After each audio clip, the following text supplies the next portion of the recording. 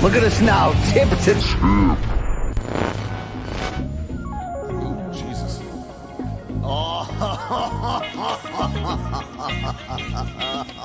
Start for Morning Combat. Do you want a margarita? Yes! My God! To us, doing what we love.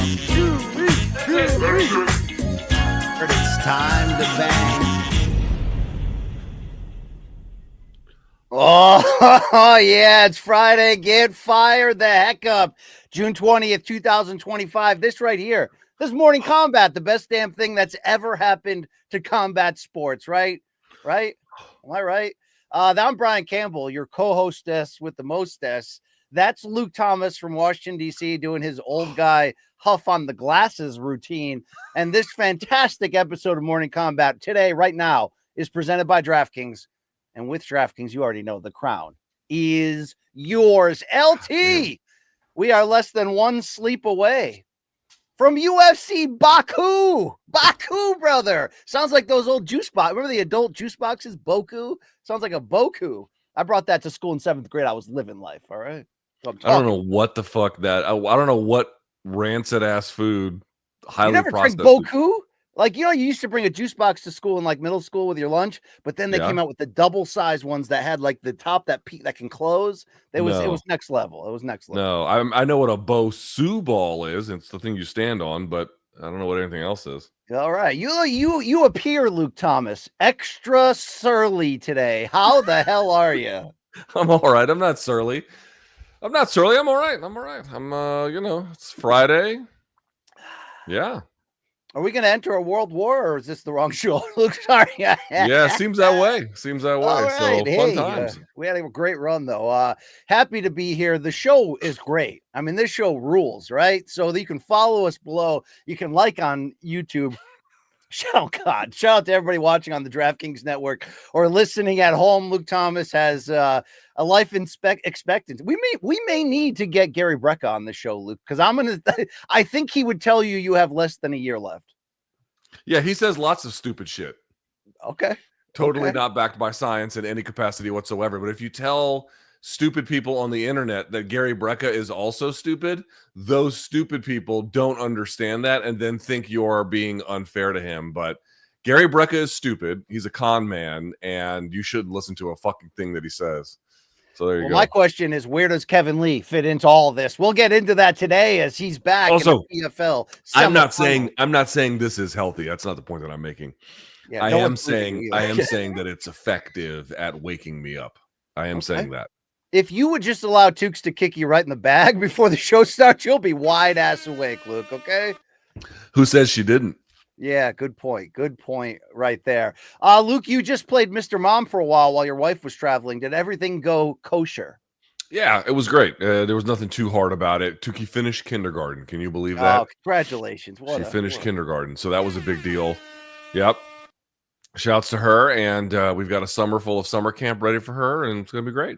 Yeah, get that splash pad up in the bullpen, Luke. Let's go. All right. You can put one in your front yard next to your weightlifting bench. It's funny you mentioned that. My wife bought a giant inflatable pool for the yard. There's neighborhood pools that are actually pretty well maintained, but she bought her one, so I'm gonna have to sit in that effing thing this weekend. Yeah, you will. We got a lot more for you today besides Luke's parenting journeys. UFC Baku preview on the way. I mentioned Kevin Lee. He's in PFL this evening as the semifinals roll on in two different divisions. We'll also have the latest news on that guy, Jon Jones, Conor McGregor. A lot of LOLs today, Luke, as the combat sports world continues to be weird as F. I mean, did you or did you not see the picture that Turkey put out there of him, Crawford, and Canelo having a feast? Like, what about kayfabe, brother? These two are going to fight to the death in a few months, right? Like, what are we doing here, bro? Yeah, I mean, this dude just doesn't have a fucking clue how to promote. But, who cares? Yeah, F them, right? We live in a world now where literally nothing matters anymore. So, like, well, Luke, 7 days removed from the most recent killing of a journalist by the Saudi Arabian government. What are your thoughts? Okay. I know, it's so fucking hilarious to me. Everyone's like, this is the free speech company. Yeah, the one doing business with the government that kills people for tweets. Okay. All right. I mean, they crushed that guy's hand and they said, Can you tweet with it now? And then they just beheaded him. They're like, we had enough. We had enough torturing him. Yeah, for tweets, by the way, for tweets about how women should drive. Yeah, I mean, well, well, look, maybe he was onto something. All right, I mean, he didn't listen. He didn't need to die for it. I'm just putting. Maybe MBS was onto something. All right, enough politics and death. Let's talk about cage fighting and let's talk about merch here. Morningcombat.shop is back. It's on. It's still here. It's still going. And by the way, Skits and Bits still available until the end of June. These featured shirts, remember, they're not here forever. They're here for a Chandler amount of time. So get them while they're hot. We'll be back at the. See you at the top. We'll be back with a new design come July. So Skits and Bits still available along with a bunch of our other evergreen items at morningcombat.shop. And let's say hello to the third member of our team who is very dutifully manning their merch shop. He comes to us directly from Long Island, but by way of a horned up guy's ball back from down under. I never get tired. I just never get tired of such good bits. Hey, it's Luke Nocita. How are you? I was more intrigued by the dudifying. Is that a word, Luke? Luke, I look to you for that. What did he say? Dudifying? I said dutifully. Oh, dutifully. Dutifully, yes. Oh, all right. All right. Well, here I am just making up other words. Guys, I'm doing good. Doing a PFL watch along tonight, Baku watch along tomorrow. Just the whole 9 yards. Co-leader, leader, it doesn't matter. I don't want to speak for your girlfriend, but she hates you. That's what he's saying. I can't imagine she loves this decision. Sorry, honey, they're in Baku. Work schedules and stuff align. Everything's all good. Also, want to give a shout out to my niece and my nephew, both celebrating birthday this weekend, 14 and 2. So celebrating with them on Sunday. So shout out. Was the second one an oops baby, or did I just cross the line? No, but maybe. Yeah. I'm 9 years younger than my sister, and my parents straight up told me, like, they didn't call it a mistake, but they were like, "You definitely weren't planned." You know what I mean? I heard that one. I may or may not have been told the same thing, but we move on. God, wow! All right, well, you rejects, I accept you. Okay, I adopt you into my life. Thank you for playing. That is the man behind the main card minute. Check out his shit as well. Hey, check us out right now because it's time to get into today's show.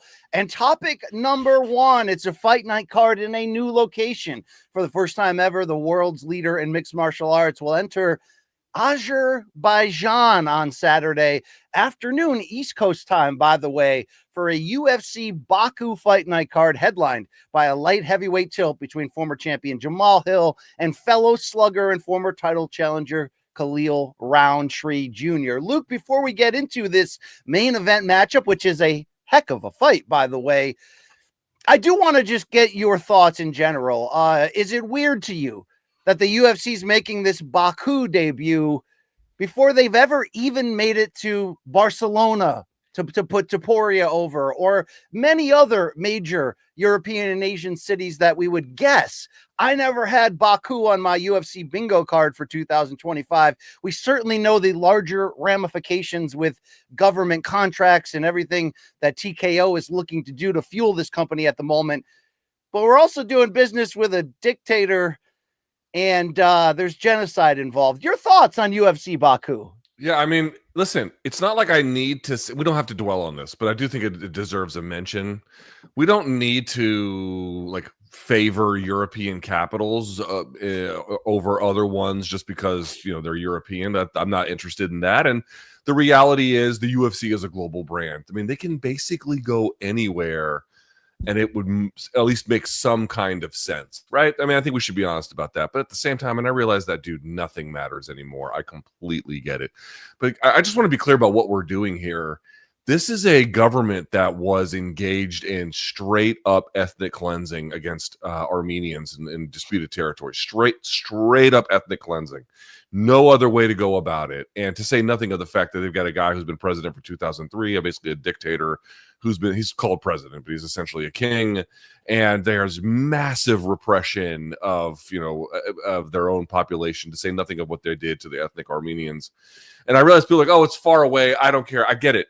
People are so numbed out at this point that they can't even bring themselves to say that doing business with people like this is fucking gross as shit.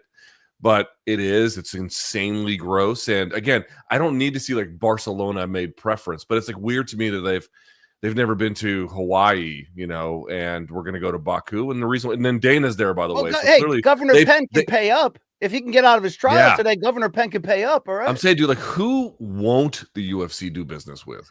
Well, I got to know, what's your line? Is it UFC Tehran, UFC Papua New Guinea, where the cannibals, you better get that tap before the crowd eats you. What is your line on where's too far, Luke? I think young people will probably hear two fuckheads like us and like, oh, that's an outdated opinion. I don't think it is, brother.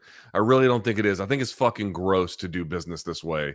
And, but like, we live in a world, we live in a world where the entirety of the boxing industry is doing business with a government that just fucking murdered a journalist for tweets, and everyone just fucking shrugs. This is where we are, dude. Like, the modern world, and particularly our modern media world, is so insanely broken that I realize this falls on deaf ears. And I don't even want to talk about it anymore beyond what we're going to do just right here, because everyone just gets pissy about it. But I just want to be absolutely fucking clear. To do business with a government like this on these terms, it's so warped, it's beyond description to me. But okay, nobody cares. So here we are. Killing in the name of, Luke. You better do what they told you, okay? Get in line, all right? Yeah, that's it. Again, it's the free speech company. Unless you're going to Baku, in which case, if you try to exercise that right, they'll throw you in fucking prison. Or Saudi Arabia, where they do business, where they'll just try to fucking kill you. Or Abu Dhabi, well, they'll also throw you in fucking prison for exercising that right. So I just want everyone to be very clear, like, oh, it's the free speech company. No, it's the you're allowed to say slurs company. Big difference. Wow. That's Luke Thomas. Soapbox or not, Luke, I back you on that. Let's get, though, into this main event, a very good fight, where we've got questions here. As we speak right now, the DraftKings odds for this light heavyweight main event, I believe they flipped, because now we have Khalil Rountree as a minus 130 betting favorite, according to DraftKings. Jamahal Hill, who I saw as the betting favorite just a few days ago, is now looking at a plus 110. So we know how close on paper this is. But in your eyes, Luke, does Khalil Rountree have more advantages over Jamahal Hill? Or do you think ultimately Hill has more ways to win? The odds are telling you that this is bordering on pick'em. We know that they're going to slug and they're going to bring it. But who do you feel or leaning to has the advantage entering this one? Well, according to Long Island Luke, DK has this as a straight up pick'em, minus 110 versus minus 110. All right. And I think I get that. I think I understand that. I mean, people might feel strongly one way or the other about Hill or even Rountree following the loss to Poatan. I almost said win, because in a certain way it was kind of a win, in that Rountree, I think, vastly overperformed expectations. And so people were very happy about that. What I would say, BC, is I think Jamahal does actually have more ways to win.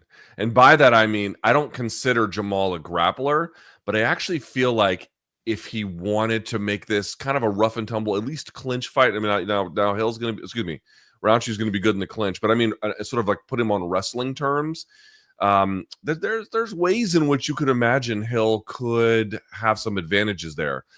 The issue for me is, I think on the feet, Rountree is definitely going to have more advantages than Hill. Hill is a very good boxer and probably a better pure boxer than Rountree, but Rountree's kicking game, I think his clinch game to an extent, there's a certain amount of, great timing with the way in which Rountree throws, violence with the way he throws. He kind of gets after it in that particular regard. So for me, it's like, I could imagine if Hill wanted to, there are ways in which he can leverage this bout beyond pure striking. I'm skeptical that he will, BC. I don't think he'll go that direction. But, he's a former champion. He's beaten better guys, I think, than Rountree has beaten. I don't think that's unfair to say. It's just that it seems like Rountree is maybe, I don't know if surging is the right word, but he overperformed against Poatan. And I think what he would say is it woke something up in him. Right? It unleashed something in him, and a self-awareness, a confidence that he wasn't sure that he had. He wasn't sure what his upside was. Hill tasted gold, right? He wore it around his waist. For Rountree, I think he was dealing with a question of like, could he even get to that level? And then he performed very well against Poatan. I thought, you know what? Maybe I can. So I don't know if it's right to call a guy coming off of a stoppage loss a surging contender. But I do feel, BC, that we're dealing with a different kind of Rountree than maybe a year or two ago. Yeah, that's my biggest question of how much did that performance against Pereira, which ultimately was a brutal stoppage loss. I mean, absolutely brutal. But obviously, it's more about what the 35-year-old Rountree proved to himself, to others, about his ability to steal those first 2 rounds from the champion, his ability to make that a difficult fight at times until Pereira figured out his lane, turned it around, and got him out of there. Let's not forget that it was a 5-fight win streak, including 4 by stoppage for Rountree heading into that Pereira fight. But still, this is 2, I'd say, legitimate title contenders looking to put recent defeats behind them. It's not just this recent loss for Rountree. It's 2 straight losses for Jamahal Hill, both by stoppage. But we're talking about when he lost the title to Alex Pereira, and of course, the most recent fight against Yuri Prochazka. The one thing I've said about Hill consistently is, even though he surprised me by making that run to the title and having that performance against Glover, I need to see him commit to top level elite shape before I'm going to believe that he fully is maximizing his potential and his opportunity. Luke, you sent in a picture here of what he looked like during his pre-fight photo sessions.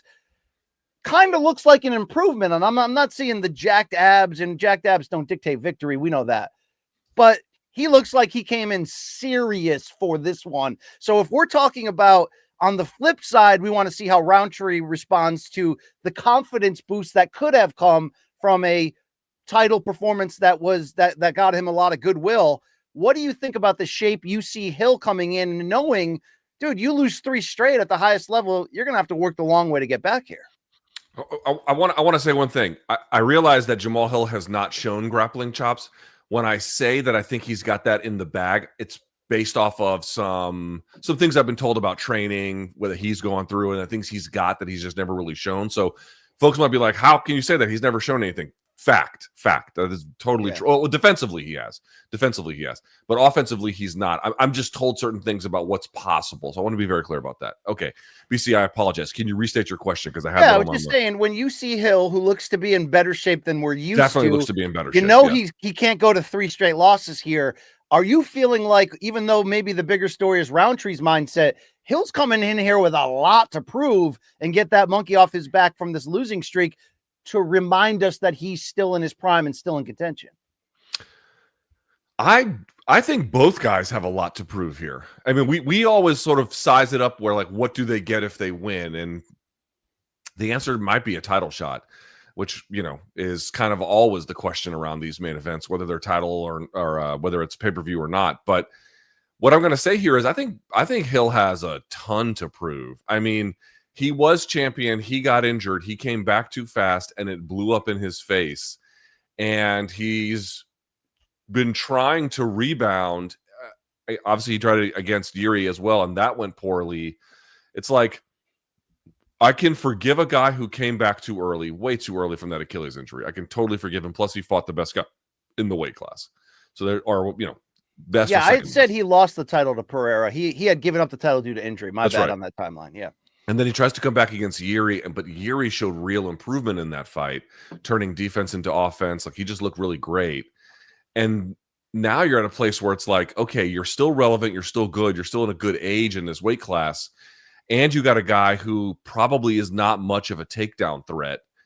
You know, this seems like, not tailor-made is the right word, but I mean, any kind of excuse about like the stylistic matchup and the injury and getting right and getting back, all of that is now no longer relevant. Like, you just have to perform here. Yes, the reward could be big, but the loss kind of would signify that, like, whatever status he had conferred upon him previously might have been a bit of vaporware, which is not something he could get back. On the contrast, if you go there and you really show up against Khalil Rountree, I think, number one, it would get him a lot of fans, but putting that to the side, just in terms of what it would prove about his place in the division.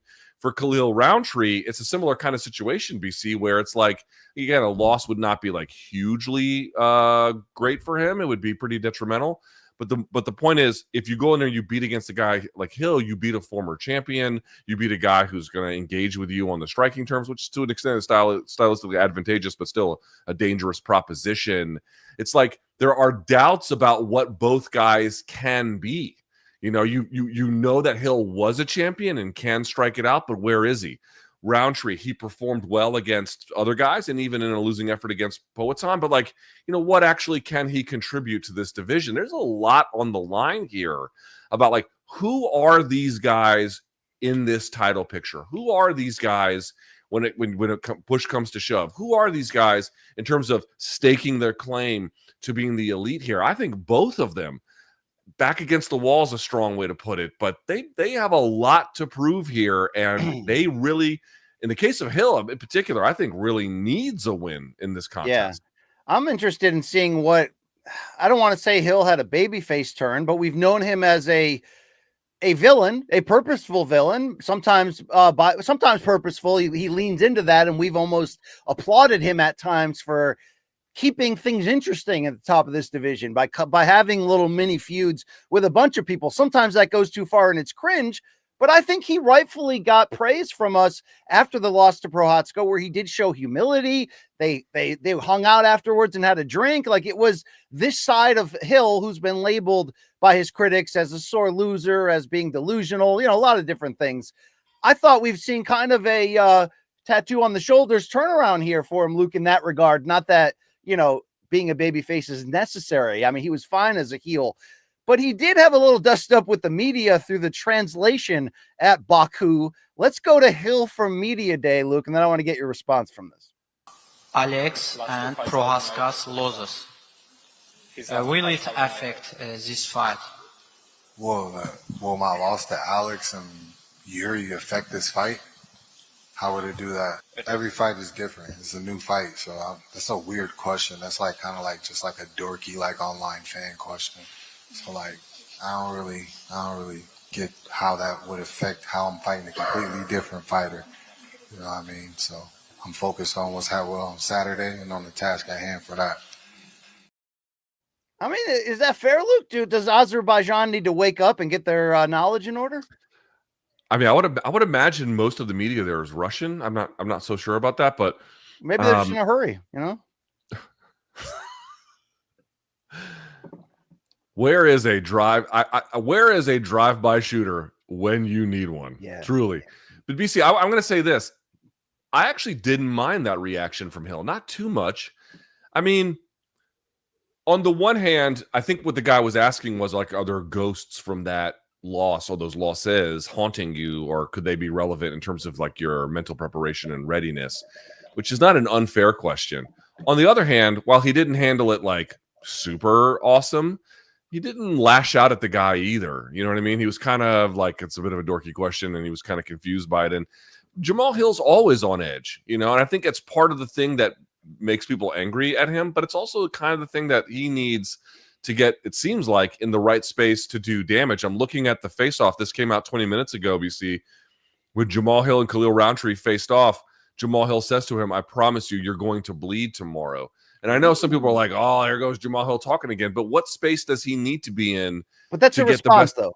That's a response to Rountree saying something to the degree of the fight will be, it won't be a blood and guts war. He doesn't expect to be bleeding, which is him saying he expects to control Hill. Either way, like, what do people want? Like, some people need to be calm and not do this kind of stuff. Some guys need to engage in this to get them in there. And I know he did it against Poatan and it blew up in his face. But, you know, that's Poatan. That's a different guy. It's a different fight. It's a different time. And again, he came back from that fight way too early.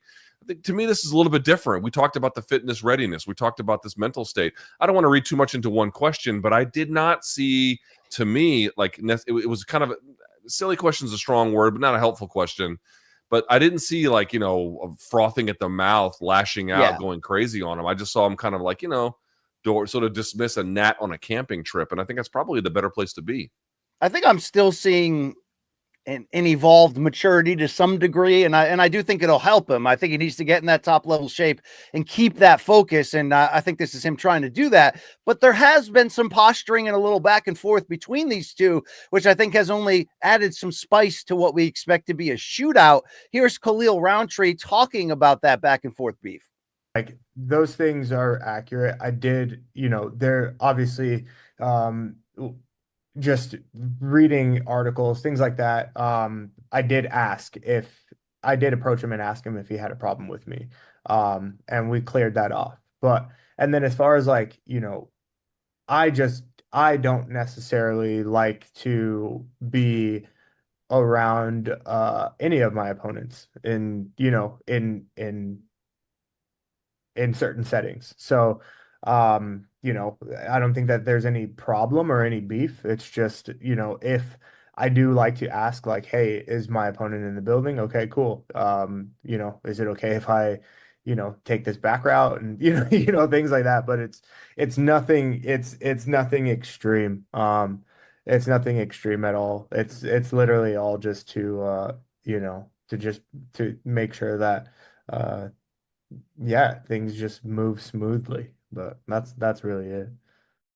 All right, maybe that's much ado about nothing in terms of the back and forth between them. Either way, Luke, they're going to bang on Saturday. Before we get into the why and how of who wins, who do you believe can take a victory? And let's throw it in. Let's throw a knockout victory in there, because we do expect this to have that threat, have that potential, given their backstories, their histories.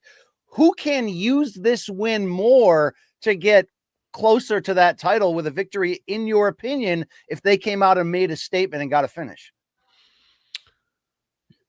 Wait, can you say that again? Like, I'm not sure I understand the question. Okay, let's posit a scenario where either one wins by KO. Okay. Who can get into a title shot quicker with that type of momentum after that type of statement? I don't think there's a difference. I'm sorry, I misunderstood the question. I don't think, I'm looking at some of their stats here. I don't think there's much of a difference. I think either of them wins by KO. They're there, right? Jamahal Hill, former champ, he's got beef with Poatan. You could run that one back. Obviously, Poatan's going to probably have to go against Ankalaev, so I guess we'll see how that goes. But he could be right back there, and I think that would work. At the same time, if Khalil Rountree bounces back from the Poatan loss by knocking out Jamahal Hill, unless it's some kind of fluky, like really quick one where, it feels a little weird. I don't know, but let's just say it's like, they slug it out and then one guy eventually just emerges as the victor with a KO win. I think he's right there too. Again, he could go right back against Ankalaev. He's got a fan-friendly style. There was a weird discussion online because Khalil Rountree got custom Venom shorts, which were actually the best ones I've seen Venom make. And people were like, why does this guy get it? Just because people can't understand why interesting things are interesting. But, I think that he would be a very suitable contender. Dude, light heavyweight is thin. It's thin. It's not clear beyond Ankalaev and Poatan what you're going to do. It seems to me these guys are in a main event for a reason. Either of them gets a KO. Either of them has I know in Jamal's case, because it's the 2 losses, that it might make it a little bit harder. But I honestly believe if he goes in there and just thumps Khalil Rountree Jr., I doubt he's that far from a title shot. 205 is wide freaking open, other than with the business that Ankalaev and Poatan have to attend. Yeah, very, very fair enough. And the other big players, obviously, at the moment are Prochazka and a streaking Carlos Ulberg. But yeah, I could see a statement maker in this main event turning. See, here's the thing: Ulberg is out there. Sorry about this, BC. Ulberg is out there, but no one's pining for him to get a title shot. That's the first thing I'd say. Well, probably a lot of women. I mean, to be fair. Right? Yeah. But are the fan? Do you see fans online be like, "Dude, you got to give Ulberg a title shot"? I just don't see it. Not in the States, no. Yeah. It's just there's just nothing to it. Again, I'm not saying he doesn't deserve it, but there's not a big push. And Prochazka has this last win over Jamahal Hill, but the problem is he's been got a bunch of title shots. And, a bunch of them didn't go right. And again, that was against Poatan in many cases. But I don't know. I mean, yes, I could see him getting in front too. But my point is it's really just not that clear that anyone's got a mandate for it.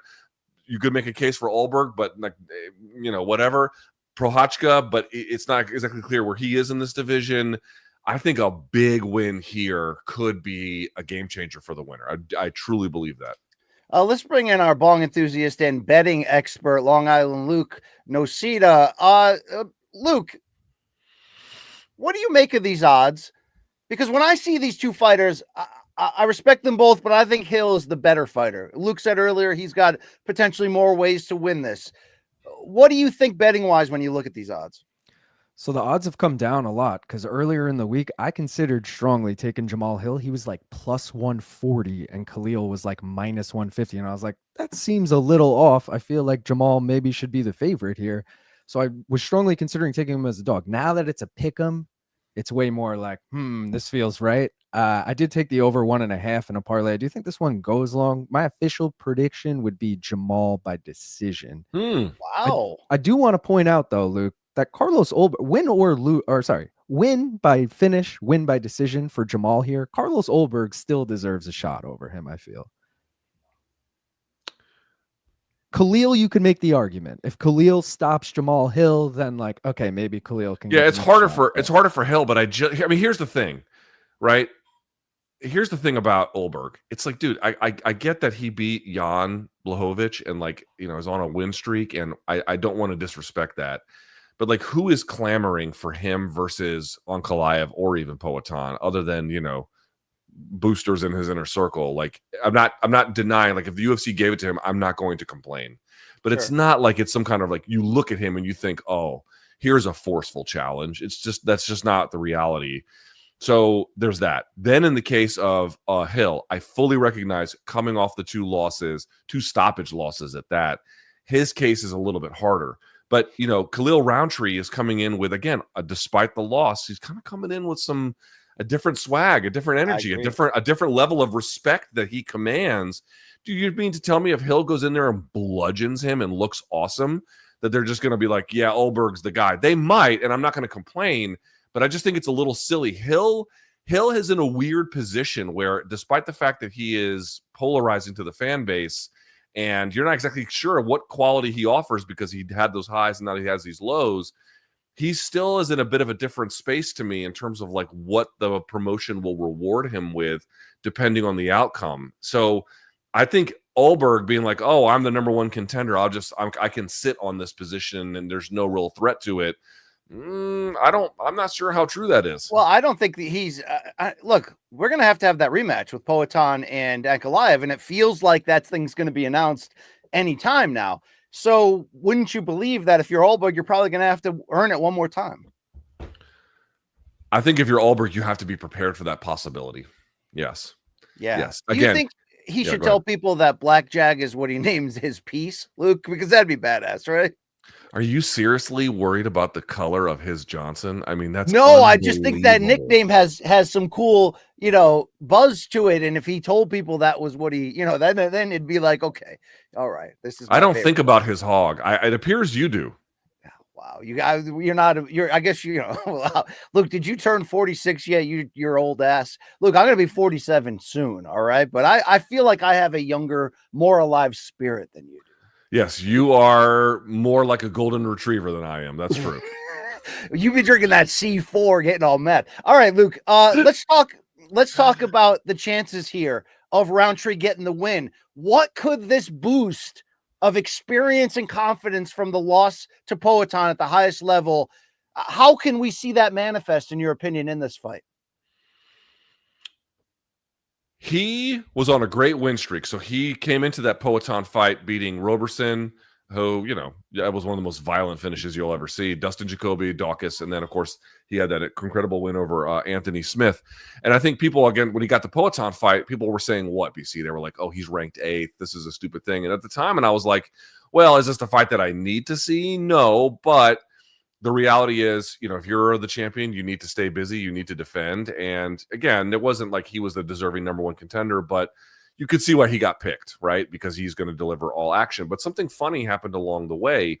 He became more than just a suitable dance partner for, I think that fight was in Utah, if memory serves, or wherever it was. He did something more. I think he hurt Poatan. He had him stumbled. He won several rounds.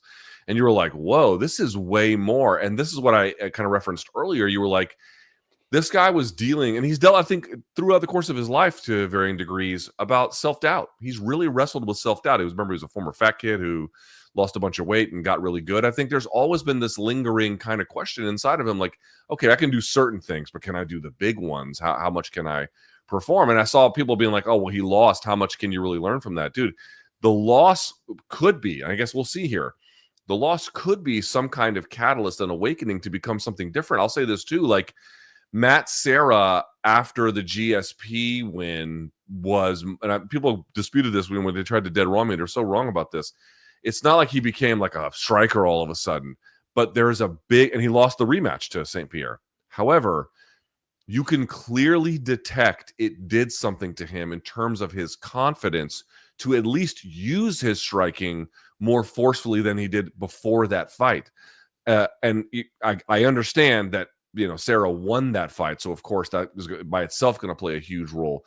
But sometimes, even in losses, fighters can see certain things in themselves that they weren't sure was there. And then all of a sudden they're like, whoa, okay, there's way more here than even I thought. They'll let their doubts limit them. This is why fighters brainwash themselves, BC. I can do it. I can do it. You have to do it.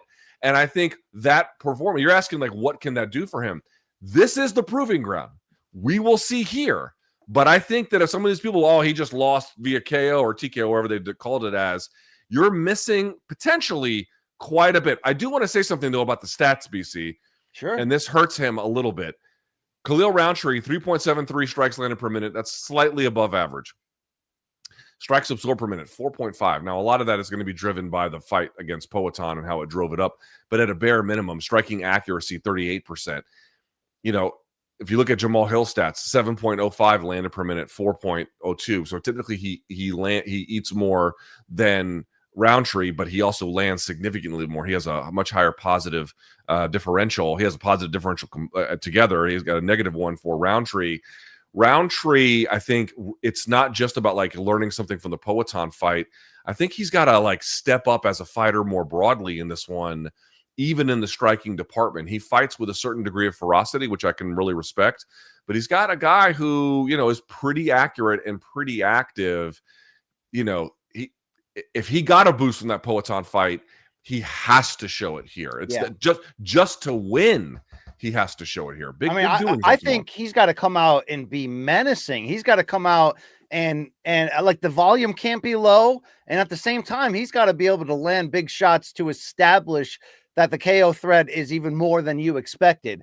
I want to see that flash in confidence. But Luke, I do, to be honest, even though I don't think 35 is a death sentence in this weight class, like for all we know, Rountree could really just be entering seriously, like the absolute peak of his career. If you can add that experience and that confidence from the Pereira fight, it was a rough beating. I do think Hill's a better fighter. I think if Hill was coming into this fight with more either drama or negativity, I might consider this as close as the odds tell you. But I believe in Jamahal Hill here. I do. I believe he gets back to that title. I love Rountree's story for sure. But give me Hill by stoppage, especially if the cuts add up. But I even like Long Island Luke's decision win bet for as hipster and even borderline zesty as it is. Give me Hill here, Luke. I'm fired up, okay? I'm not normally a big Hill fan, but I think this is his opportunity to take a step back up and let him know I'm here. I'll say this. Luke. He's beaten better guys than Rountree has. That's just a fact. I mean, you can like it or you can hate it, but it's a fact. I'll take Hill here as well. And I really hope that we're not disrespecting Rountree. We probably are in some kind of way. I'm sure we're missing something about this.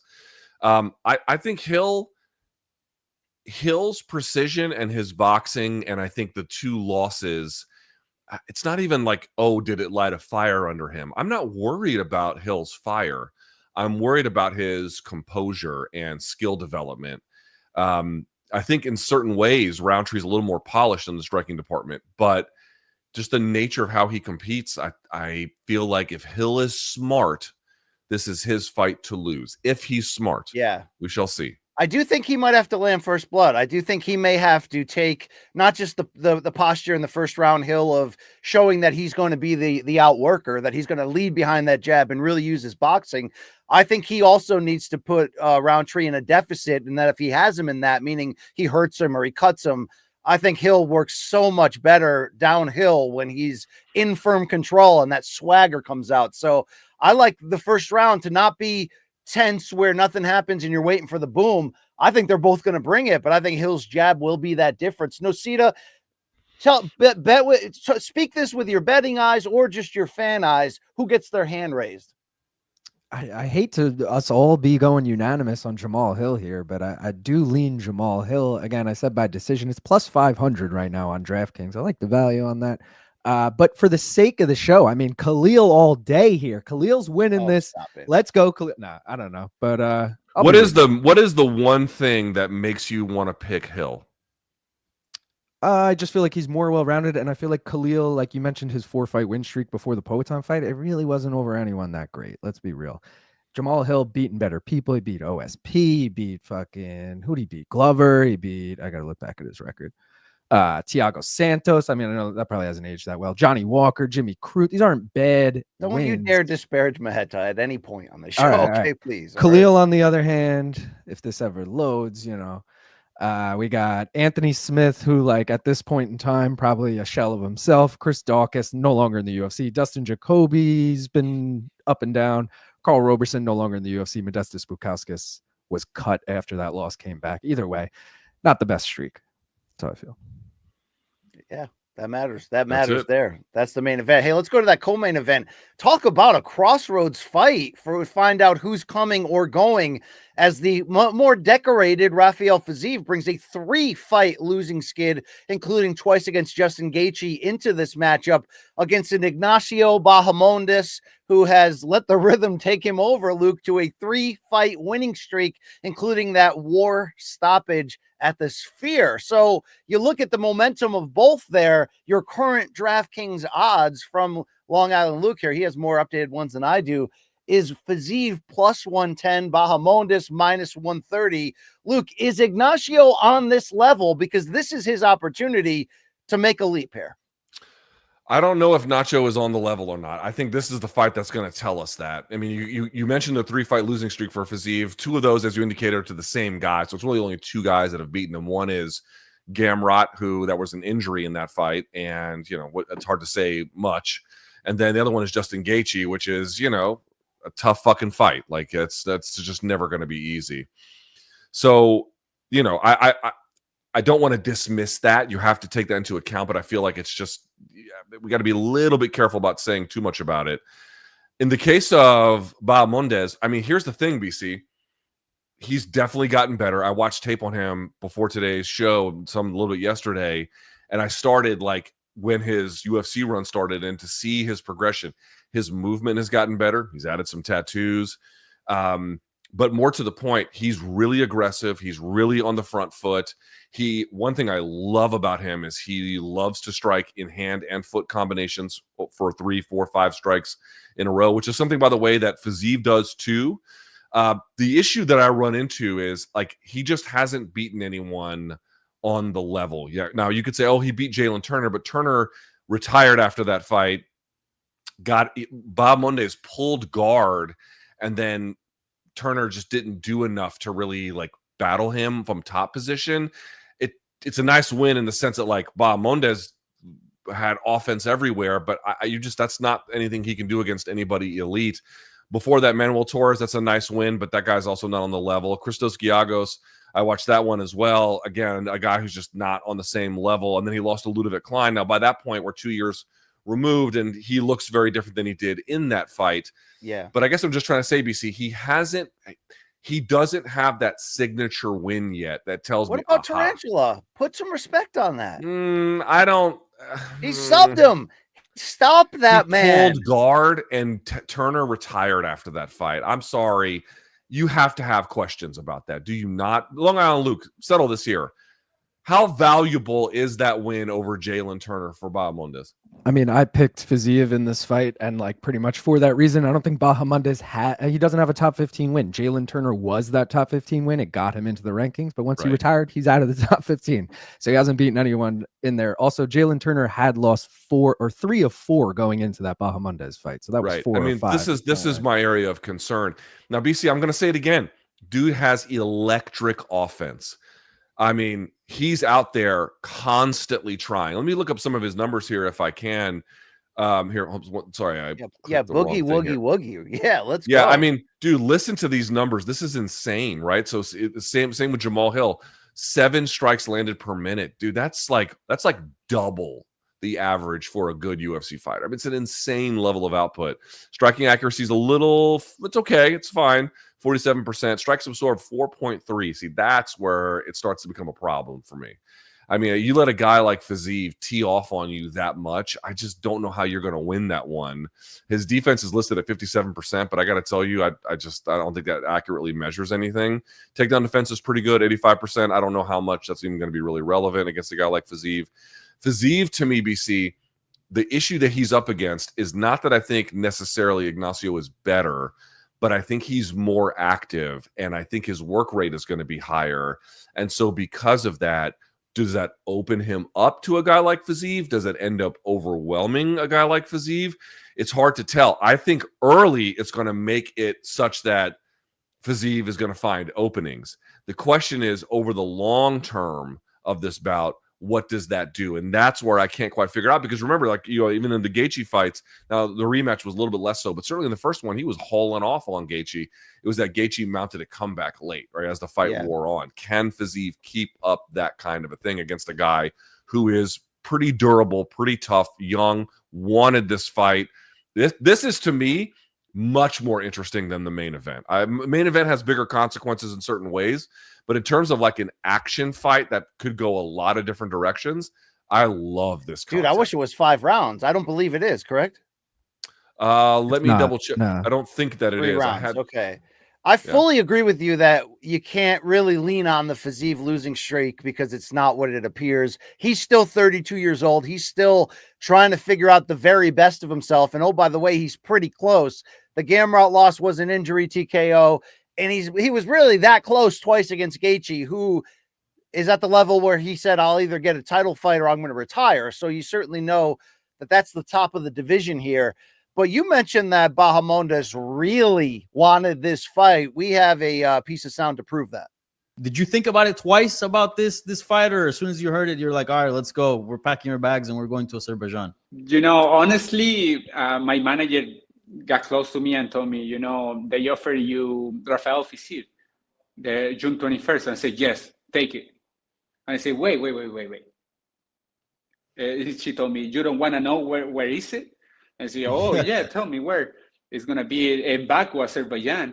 I said, yes, sign it. Where is Baku? Where is Azerbaijan? and she told me, it's on the other side of the world. I said, it's okay. If God, this is the opportunity he's giving me, I'm going to take it. I think he's talking to me and telling me, you always look happy whenever I take you to fight Vegas, everything comfortable. But let me see, I'm going to take you out of your comfort zone, and let's see if you're still happy, if you're still loving this. And, let me tell you something.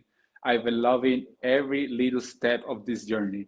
I love being here. I had to come 11 days before. Everything is awesome. I think I'm very grateful, and I feel really blessed for living this. Yeah, he's fired the hell up, Luke. What a big career opportunity. This is hella great matchmaking. And do Colombians have respect for the Chileans? Are they close? Are they buddies, Luke? Yeah, the people who have issues with the Chileans are the Peruvians and the Argentinians. I don't think the Colombians have an issue with them. All right, because that looks like the type of guy that if you invite him to your college party, he's taking your girlfriend home, Luke, okay? But can he take home the biggest victory of his career? Where are you leaning on this one? Fiziev at plus money? I don't hate that. Let me close this door. I will tell you this, 4-inch reach disadvantage for Fiziev, which to me is not disqualifying. But 5'8" versus 6'3", that's a lot. I don't know what that's going to mean. On the one hand, I feel like there are ways for Fiziev, who's quicker, to get inside, and I think that could be a real problem for Bahamondes. On the other side, man, wouldn't you want to have, what is this, like a 7-inch height advantage and a 4-inch reach? Wouldn't you want that, Yeah. Like, I can't quite figure it out, but I'm going to go with Fiziev, man. I've always felt he had he had great ability. I thought he was going to break through in this weight class. Maybe he won't. I don't know, but he's talked about going, to featherweight. I guess we'll see how that goes, but for the time being, BC, I still believe highly in his combination work. I believe in his speed. I believe in his power. If this was 5 rounds, I might feel a little bit differently, but he's, to me, beaten better guys as well. I'm going to lean Fiziev in this one. Yeah, I think he got a lot of experience in those Gaethje fights, a lot of top end experience, and I know Who's he's this gone pussy through. on screen besides you? That's Zoe. Okay, she just broke the door down. I tried to put up some things to keep it intact. It didn't work. Oh, she's loving on you. She's gonna scratch your fucking face. Yeah, but she'll bite instantly for no reason just to keep me on my toes. It's really I have like a inner fear. Like if I die, you know, they say like if you died, it would only take your cat something like a week to begin eating you. Yeah. I think she'd be there like pretty quickly. You know what I'm saying? Yeah, I just saw her butthole. So Okay, well, that's you the should only. set up an you only. know, You should set up an OnlyFans. only on Morning Combat. I'm going there, Fiziev. Really quickly, Nocito, where are you leaning in this one? Same thing. Fiziev at plus money. Worth noting, the line did come down. Fiziev was like minus 120. Ignacio was plus 100. Now it's kind of flip flops. Dude, I gotta say, if we're all unanimous, we're I know. probably about to. I know, we're gonna have lose. a serious comeuppance with these picks. Now I am not confident in anything I've said. Wow, that's interesting stuff. I kind of agree. All right, let's continue on down this card, and I'm very interested in this fight. Curtis Blaydes is back, and he's trying to make his way to that elusive title opportunity. He welcomes Rizvan Kuniev of PFL fame, but the 34-year-old Blaydes, who enters this having lost 2 of his last 3, most recently a KO in round 1 within the first minute against Tom Aspinall. He had some things to say about the big elephant in the heavyweight room, Jon Jones. I mean, we got a lot to say about Jon Jones in this show. He's got his own segment, but this was close enough to maybe even a shots fired, brought to you by Cuervo.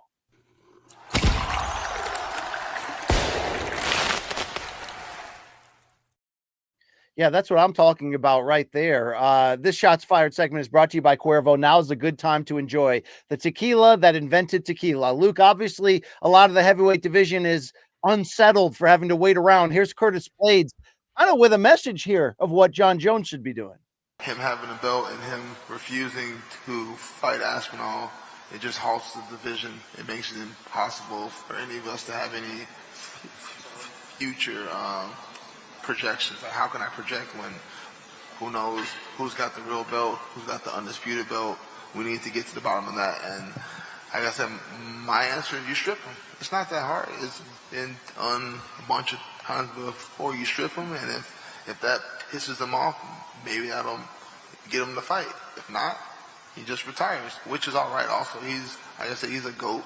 He doesn't have to fight, but if he wants to hold on to that belt, he needs to fight.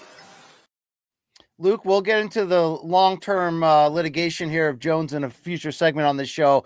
But as it pertains to the division and what they're meant to do you feel with Blaydes here after hearing that?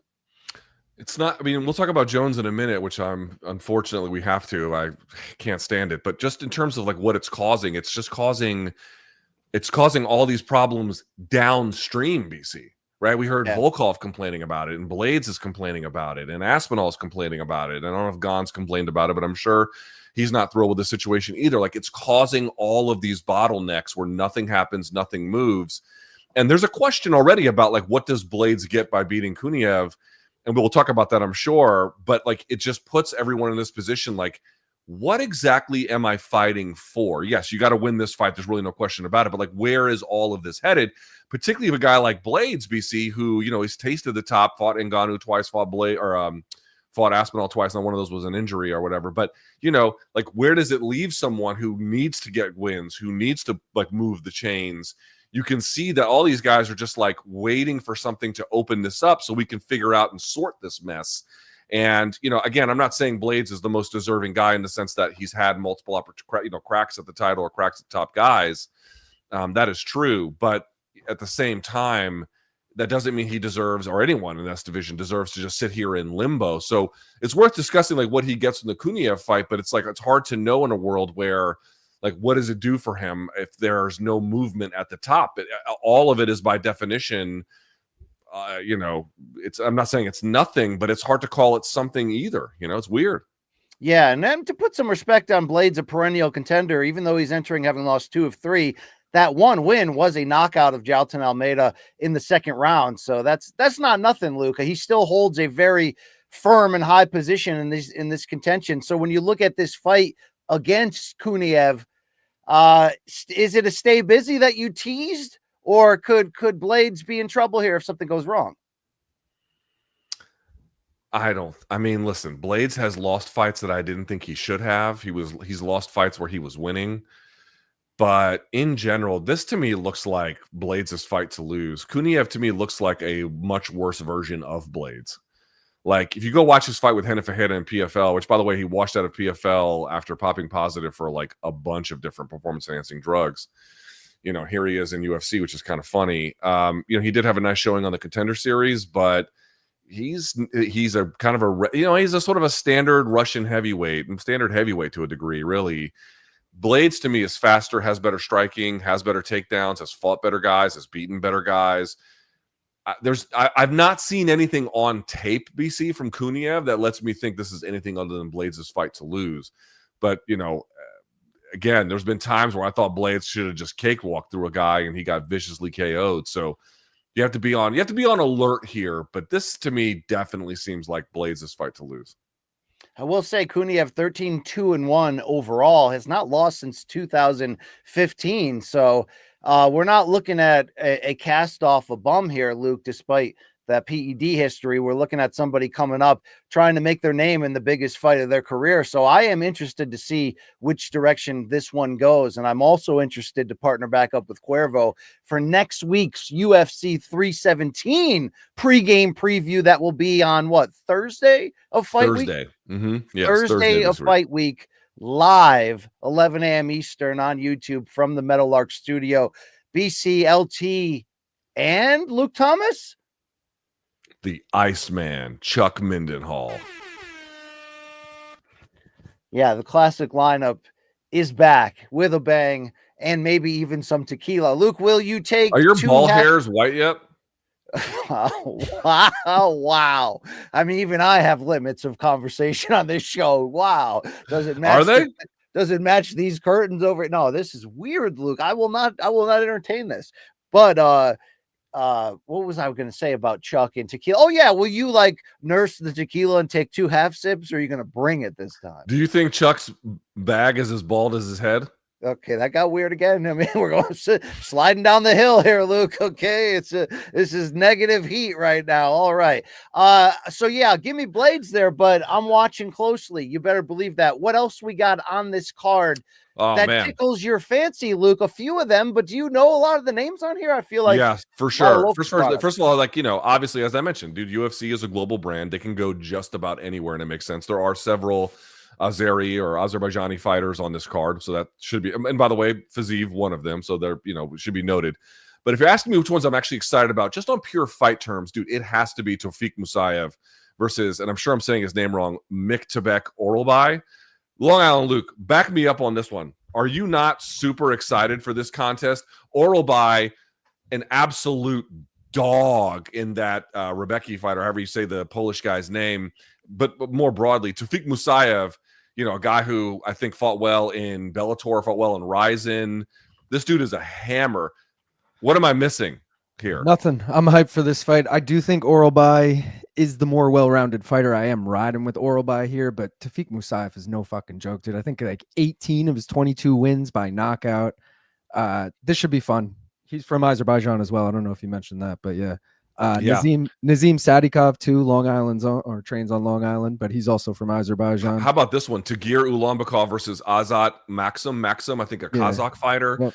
We've talked about him in the past. A really good one. Tagir Ulanbekov, you know, I don't think has quite made it like some of the other guys he was training with at the same level. I mean, I know he's training with Habib's team and whatnot, but he's not quite there, but he's still, you know, he's no slouch, like just one of these, you know, Russian dudes who maybe doesn't make it to the championship level, but is a tough out every single time. That fight should be a ton of fun. Ismail Nardiev taking on Jun-Yoon Park should be a banger as well. How about Oban Elliott taking on Seokyeon Ko? Another one that should be a really fun contest. Like there's good fights up and down this card. It's on ABC for a reason. There's quality. So, well, you know what time that main card begins? Saturday afternoon, East Coast time? 3 p.m. 3 p.m. All right. Prelims start at noon East. I'm interested. Let's go. Let's get fired up. Bring it, Baku. I hope no one gets killed. All right, Luke. topic number 2 is something we thought we were done talking about, but then this man keeps talking about it. So less than a week removed from Dana White on the Jim Rowe radio show saying that he was going to give Jon Jones 2 weeks, I guess, to make a decision about fighting Tom Aspinall. And then if not, the UFC would move swiftly in their adjustment plan, which is probably gone, right? Gone Aspinall. Either way, Luke, Jon Jones sat down with the Nelk Boys and he said a lot of Jon Jones things about Jones Aspinall and his own fighting future. Let's listen to one of them to start. Is Jon Jones retired? Is he fighting again? I don't want to say that I'm retired because fighting's in my blood. Right now, I could really care less about fighting. I've been doing it my whole life at a very high level. And when the itch comes back, and if it comes back, then I'll do it with my whole heart. I'll do it to the best of my abilities. But right now, I look around and I realize what's true, what's real. I see the way people look at me and the way I make people feel. And it's an extraordinary thing. It's a true blessing. Now my job is to serve that, give that to my fans, be reachable, touchable, let them know what I have inside. That's who I am right now. I've punched and kicked enough people. Imagine if he was like, and what I have inside is blackjack. Yeah, right? Isn't that a great bit Oldberg should pick up? No. All right. Hey, Luke, does this lead you to believe... Are we going to talk about the color of his... No. Would this lead you to believe that this fight's never happening? That we should stop this bullshit? Okay. I mean, what do you say to that? I can't. We have to talk about it because this is like, it's the heavyweight champion of the world saying he doesn't. First of all, he can't even say it correctly. It's could not care less. Not I could. If you could care less, you actually have more care to give. So you're actually using it incorrectly. It's I could not care less. Maybe he's tricking us all. Maybe that's true. That's right. Maybe it's actually he's pulling the okey doke. It's just what is there left to say about any of this? I got something to say about it. Here, Kaposa, Grubaka Hitman on Twitter, I thought made a really funny but kind of an interesting point. And he had said, it really should not be possible that moving up in weight and winning a title would in any way harm your career or the way in which you're viewed. And somehow Jon Jones has arrived at a position where that is exactly what is either happened or happening. His stock, I mean, I guess on some level he's big enough where he's always going to have a fan base, BC. And if he fought again, I'm not sitting here saying that no one would care. That's not my point. But in terms of what he achieved at light heavyweight versus what he did at heavyweight and the way in which he did it at heavyweight, BC, I don't know how you can't look at him and say, like, clearly from the Reyes fight on down, it's been a managed decline, and it's been nothing short of the highest level of unprofessionalism, and frankly, deeply unfair to the division, unfair to Tom Aspinall, unfair to the fans, frankly, unfair to the sport. And to have this kind of attitude where he seems like, either oblivious to it, above it, almost spiteful of it in a kind of like in your face way, he has somehow managed to move up in weight, win a title, and has come out looking worse as a result. That is a very, very rare thing to do. I don't think I've ever seen it. I got to jump in. I got to jump in and say I would have been right there with you, and I kind of was right there 2 days ago, and there's more clips to show, and there's more things he said. I unfortunately have fallen into this cynical spot where I just don't believe it. I don't believe he'd be willing to end his career this way, like this. I don't believe the UFC would keep the belt on him if there wasn't a deeper plan. And unfortunately, in the same interview here, where he not only basically said he's going to retire, and he not only walked off the interview, we can get to that clip in a second. In that same interview, by the way, he gave completely contradictory statements about that he's a UFC company man and they know my plan and they're going to announce what's going to happen next and all this stuff that leads you 100% to unfortunately believe, if you're as cynical on this as we are, I guess, because we talk about this every couple days on air, is I think they're holding it as the sweetener in the negotiations for the new TV deal. And it's not an original thought. We've talked about it before, but right now, all the neon lights in my brain are pointing to that. We're being played, even that it's not even Jon trying to leverage for more money. All that's been decided. I don't think until they sign for that new deal or multiple deals will we see legitimate movement on when this is going to be. But I feel like they could make it right now, and everybody would make it. Yeah, but what about right what now. Dana White said this week on Jim Rome? I think he's playing into the storyline, Luke. I think it's playing into the pro wrestling of Jon's the one effing it up. Dude, he's like 50 days away from breaking Cain Velasquez's record for the longest heavyweight title reign, which is obviously the most absurd cherry on top of this Sunday. The UFC has gone to such lengths to enable him under the guise in hope that they can make this fight, probably to try to wipe out the stain of not having made Jones and Ngannou, that the way he's acting right now is so bizarre that I can't even, like, I'm not falling for it. But Luke. dude, even if they make the fight, again, it would be big. It's not like, oh, they're going to make the fight and no one's going to care. No. Of course people would care. But you don't think, like, even if they make it, people will be like, well, why did we have to wait through all of that shit? Oh, it was for a new they television will. But it's more important to them to get the right TV deal. They want to triple their value. They want it. This is a bold, ambitious move they're making during a year where there's been mostly negative, headlines about them, even though the only headline they obviously care about is the financial one, and they're continuing to dominate in that. So I get the playing field. I get what's going on here, but I don't know how it couldn't be this. The fact that I believe that they're holding it back, waiting on the as the ultimate, that's the leverage. That's the leverage they have to try to ask for so much. You will get this fight. Look at everyone's talking about it. It's the headline of every website. Every podcast is going nuts about it. They're playing us, Luke, and it's all for the cash and the business deal. Congratulations. One day you'll realize you played yourself. Let me ask you a question. So what if it comes out that, like, none of that is true? Now where are you? I'm crazy. Obviously, no, seriously, Luke. seriously. What if it comes out that they were not holding this for a TV deal, that they wanted to make it for November when they returned to wouldn't make sense. It wouldn't make sense that they would enable him this much. Okay, but I'm asking you a question. What happens if we get to a point where the UFC, because what Dana White said to Jim Rome was, we're going to figure out the next couple of weeks and then we'll move on quickly if we have to, which is crazy. They could have moved on quickly a long time ago, but whatever. Let's say that that's what happens. Now, what do you do? It's not a question of like, oh, the theory I had was wrong. We're all right. We're all wrong. I don't mean that. Okay. What does what it you're say? Saying is true. If what you're saying is true, and it's the spot I was in 2 days ago, and yes, I'm going crazy over this. I'll tell you this: if they don't try to reward the fans by dropping Dana's grudge with Ngannou and aggressively trying to get him back to fill in that gap, because Gane is not, I think Aspinall Gane's an interesting fight, but that's not going to fill the gap here. If all the things I'm concocting in my head are false, and this really is a bunch of absurd and ridiculous people, I guess both scenarios, they're still absurd and ridiculous. But either way, Luke, they're going to owe it for the goodwill for the fans. No, you need to get Ngannou back in here, and let's make Aspinall and Ngannou the biggest fight anyone's ever seen.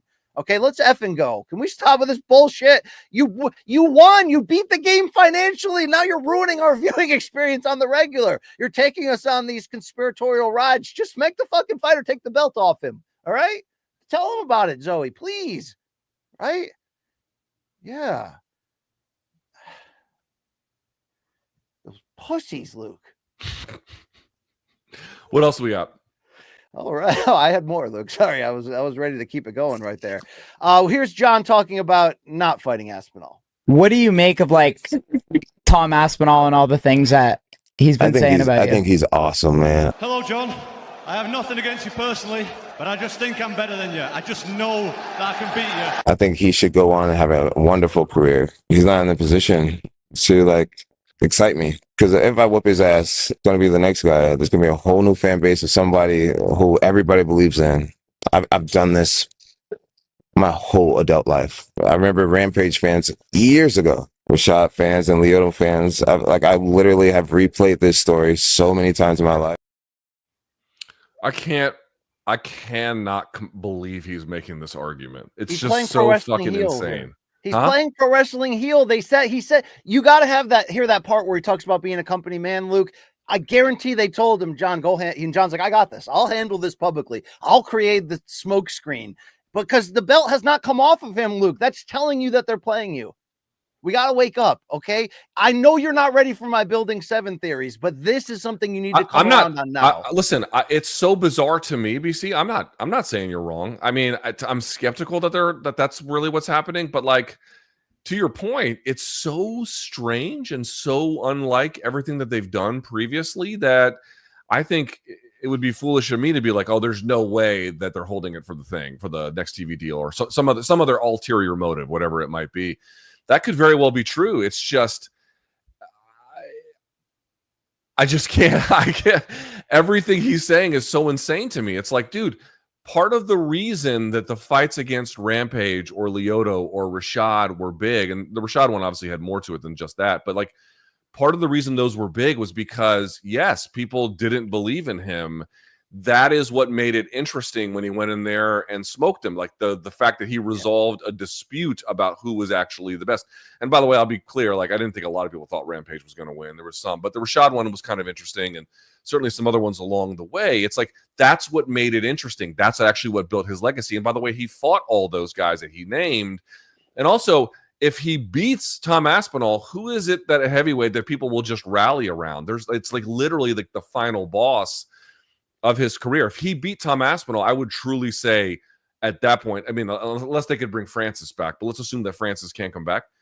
If he beats Tom, BC, wouldn't you agree? It's like, okay, truly there's nothing left for him to do. Oh my God. You'd never give a vote to, in my opinion, to anybody else for the GOAT conversation. Yeah. Like much as you do that, and it's literally not a single fight left for him other than Ngannou. And that's what the real ones do. They walk off with their hand in the air like Jordan in Utah in the 98 finals, game 6. I actually believe John's playing us because I believe deep inside he can't be the badass he was for his entire career. He's my GOAT, right? He can't be that without actually being that, in my opinion.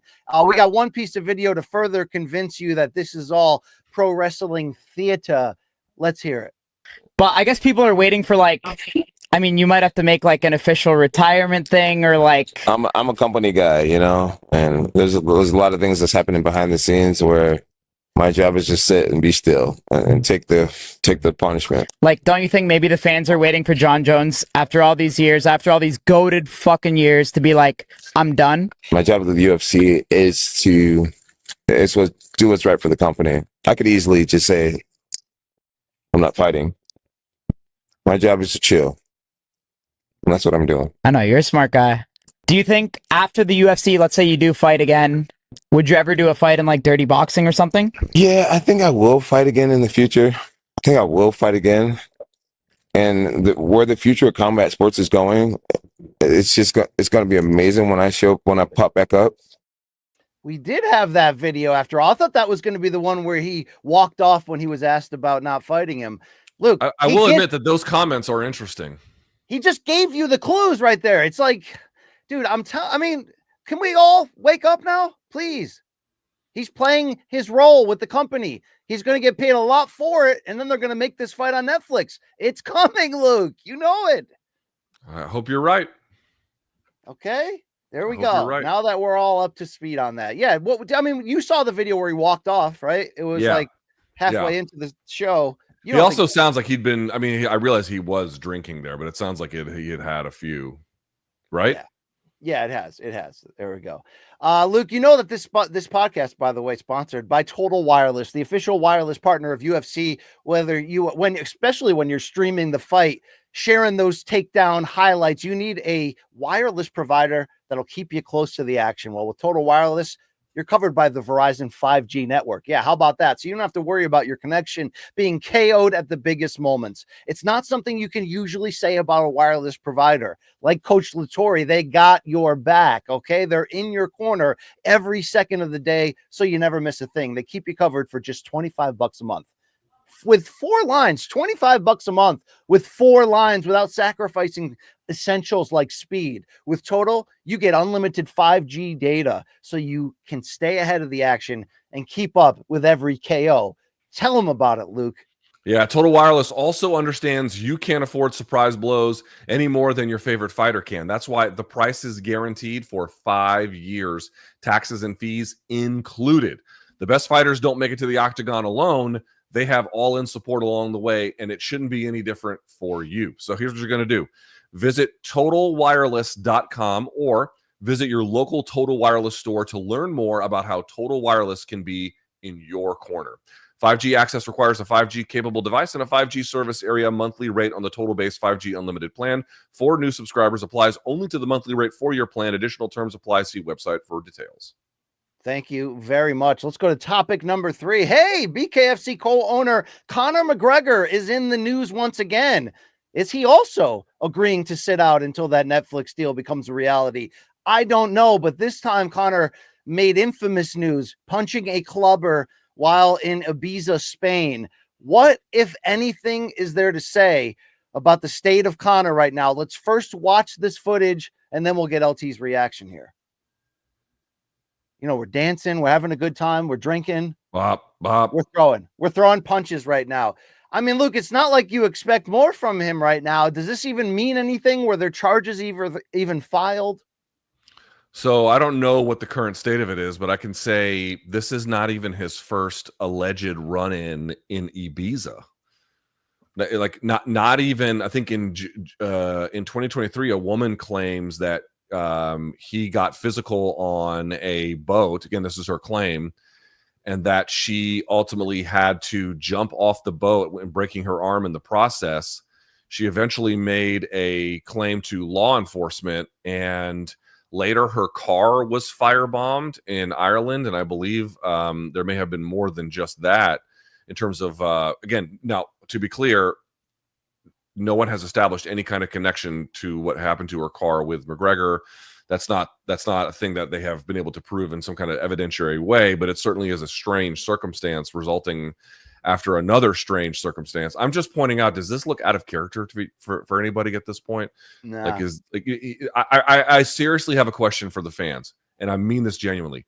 Why would you even want him back at this point? He'll be 37 in less than a month. He fucked the entire back half of his prime. First half he nailed, but the entire back half he completely fucked up. Whatever state he's going to be in, it's going to be disappointing. He appears to be a terrible person who cannot control his own emotions. It leads to violence. God only knows what happens behind closed doors. He's been held civilly liable for sexual assault. What is it that people are hanging on to at this point? He seems to be a bad guy in real life, and he can't even fight anymore anyway, even if he were to come back, which, by the way, he might not even do that. What is even the point of, like, people keep talking about, like, oh, what if he comes back? Will he come back? I'm asking now, what is the point of even asking for that?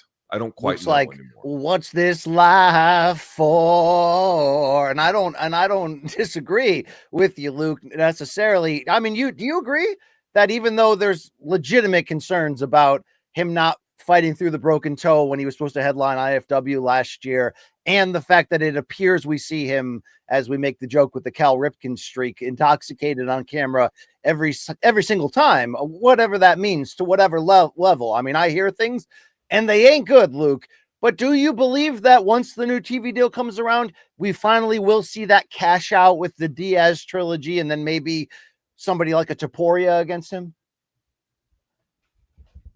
How are you going to get 2 more fights out of him? Like, how was that even? How was that even a thing?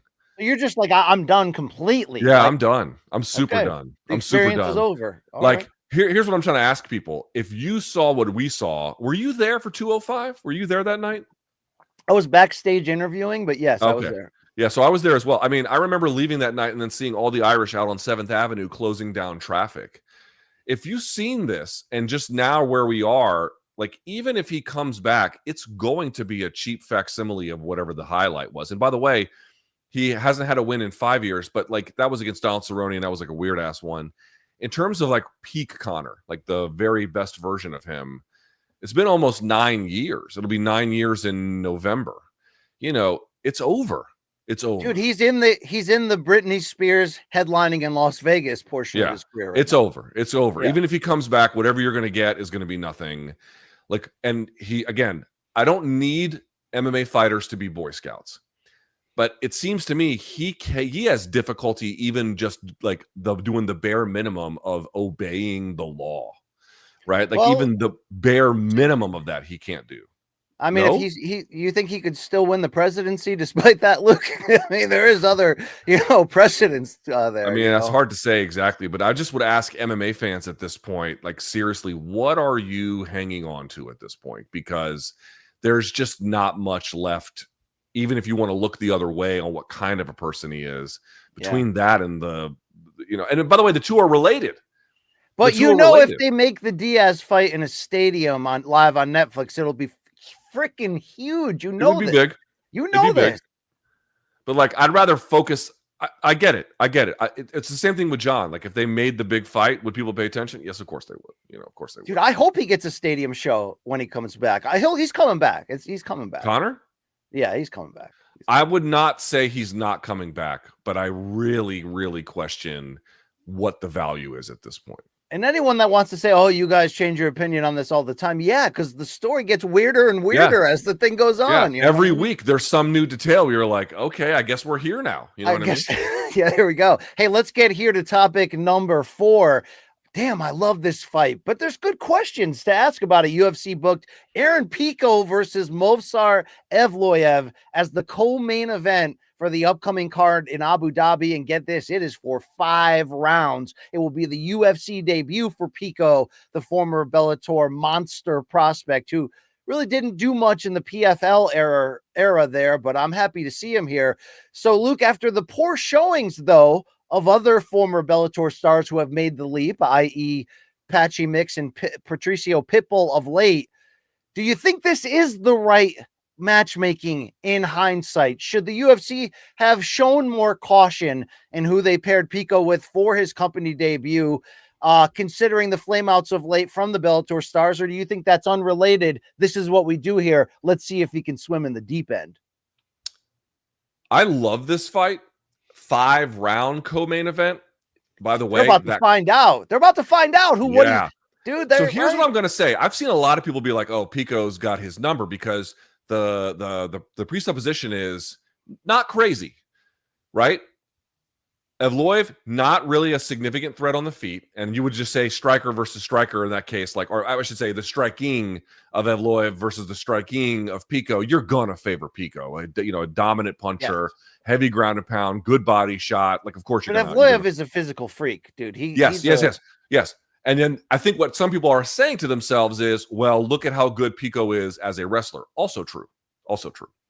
However, who has Pico fought and or beat that's even remotely as good as Evloev? Nobody. His last 2 wins were against Henry Corrales, which is a rematch, and he blew him out of the water. And then before that, Pedro Carvalho, and he blew him out of the water. In fact, both of those fights ended in the first round, BC. So my point is, they've rebuilt Pico. He clearly has a lot of ability. And based on how, frankly, easy the last 2 wins were, he is clearly due for a step up. It's not that I think the matchmaking is crazy, but what I'm asking people to do is, I love Aaron Pico's game. I'm very excited he's in the UFC, but people need to pump the brakes a little bit. There is a lot of disrespect headed towards Movsar's way, and to me, his scrambling ability is excellent. As you mentioned, he's a physical fucking tank, and more to the point, BC, 5 rounds. You've just never seen Pico tested this way. How could you possibly have a significant amount of feeling about how good he can do when the fence changes the wrestling dynamics, the scrambling changes the wrestling dynamics? You just saw him go head-to-head with former champ, grand down a weight class, but against Aljamain Sterling, and he came out ahead.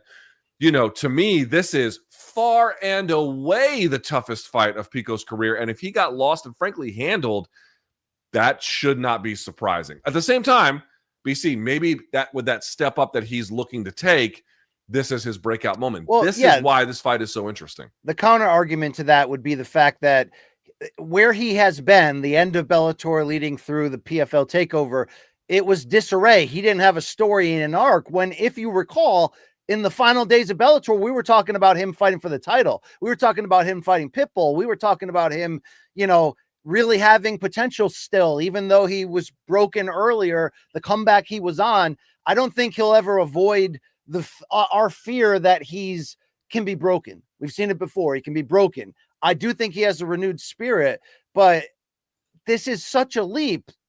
But at the same time, he was ready for a leap like this a couple years ago. So let's see what that extra time did in terms of him jacking up his game and rounding it all out and building the resolve necessary. If he wins this against a fighter on a hell of a streak that the UFC is going to really make him earn it, John Fitch style. They've already proven that. Against a name like that in a 5-round co-main event in your debut. And remember, Asakura just debuted in a title fight. Like, you can take this opportunity and become everything everyone ever thought you were heading into that Bellator debut, and the ups and downs that happened after that, and riding that horse with, the ending on there, Luke. Damn, dude, what an opportunity, Luke. It's now or never. It is now or never, right? So let's go. Let's find the hell out, okay? But how much do you fear that it could be broken again? No, not by this guy. Not by this guy. Pico can be beaten, and even beaten thoroughly, submitted, right? Finished off. But I just don't think Movsar can damage him in a way psychologically. I don't buy that. I don't think he's that kind of an opponent. Like Topuria could do that, Volk could potentially do that. Some guys who could really put out a sustained beating on him could maybe do it, or just jack his jaw and then change things. That's like part of the reason the Movsar fight is actually kind of interesting to me is for all the reasons aforementioned, but also a loss to me here for Pico. It might hurt his stock, obviously, but psychologically, it's not catastrophic. It's not, you know what I mean? Like, you're not worried about, okay, even if he loses, we're going to lose him for good. No, not necessarily. I think he could lose this fight and then bounce back against somebody else and have a great showing. So I'm not saying it's a no-lose situation, but I'm saying they've mitigated some of the other risks that other fights could potentially get us to. And again, this is a monster step up. He has never fought anyone this good, or even anyone this good in these dimensions. It's a huge test for him. Very excited for all of it. Well, maybe me saying broken was the wrong word, because I wasn't saying it in a sense of trying to highlight his lack of punch resistance or lack of inner fight or will inside of him. I really just mean that, his love with throwing hands is ultimately what got him in all those trouble. You know what I mean? Outside of his debut, which was in the wrong weight class against a guy too experienced and he got subbed, really him getting knocked out consecutively on that run in Bellator was about, he would just put his hands down, his chin out, and get into wars. Usually after he landed something big, he would get too excited. Since he has gone to Jackson, since he has leaned into the wrestling as the lead item, everything he does with the striking is to put on the threat of that wrestling. He has been different. So really the challenge, I think, here for him is just mentally on the composure, holding that together, carrying out the game plan. You got to believe if he's taking this fight, he has the confidence and the balls to know that he can do it. This kid still has an insane amount of untapped potential. Insane. The question is it going to come out in this matchup, Luke? Get your popcorn, right? Let's go. This card is better than some of the pay-per-views headed our way. It's essentially a free card. I honestly think BC, what non-title fight that's on the calendar are you most excited for? You could very easily make the argument. By the way, the main event is Renier de Ritter, Robert Whittaker. So you could throw that one in there too. But I'm saying between this main and co-main, these might be the best non-title fights that are currently on the calendar anywhere in the sport. Bangers, baby. That's what I'm talking about. We do have the comparison of Pico then to now. Let's watch this. What do you got on this thing?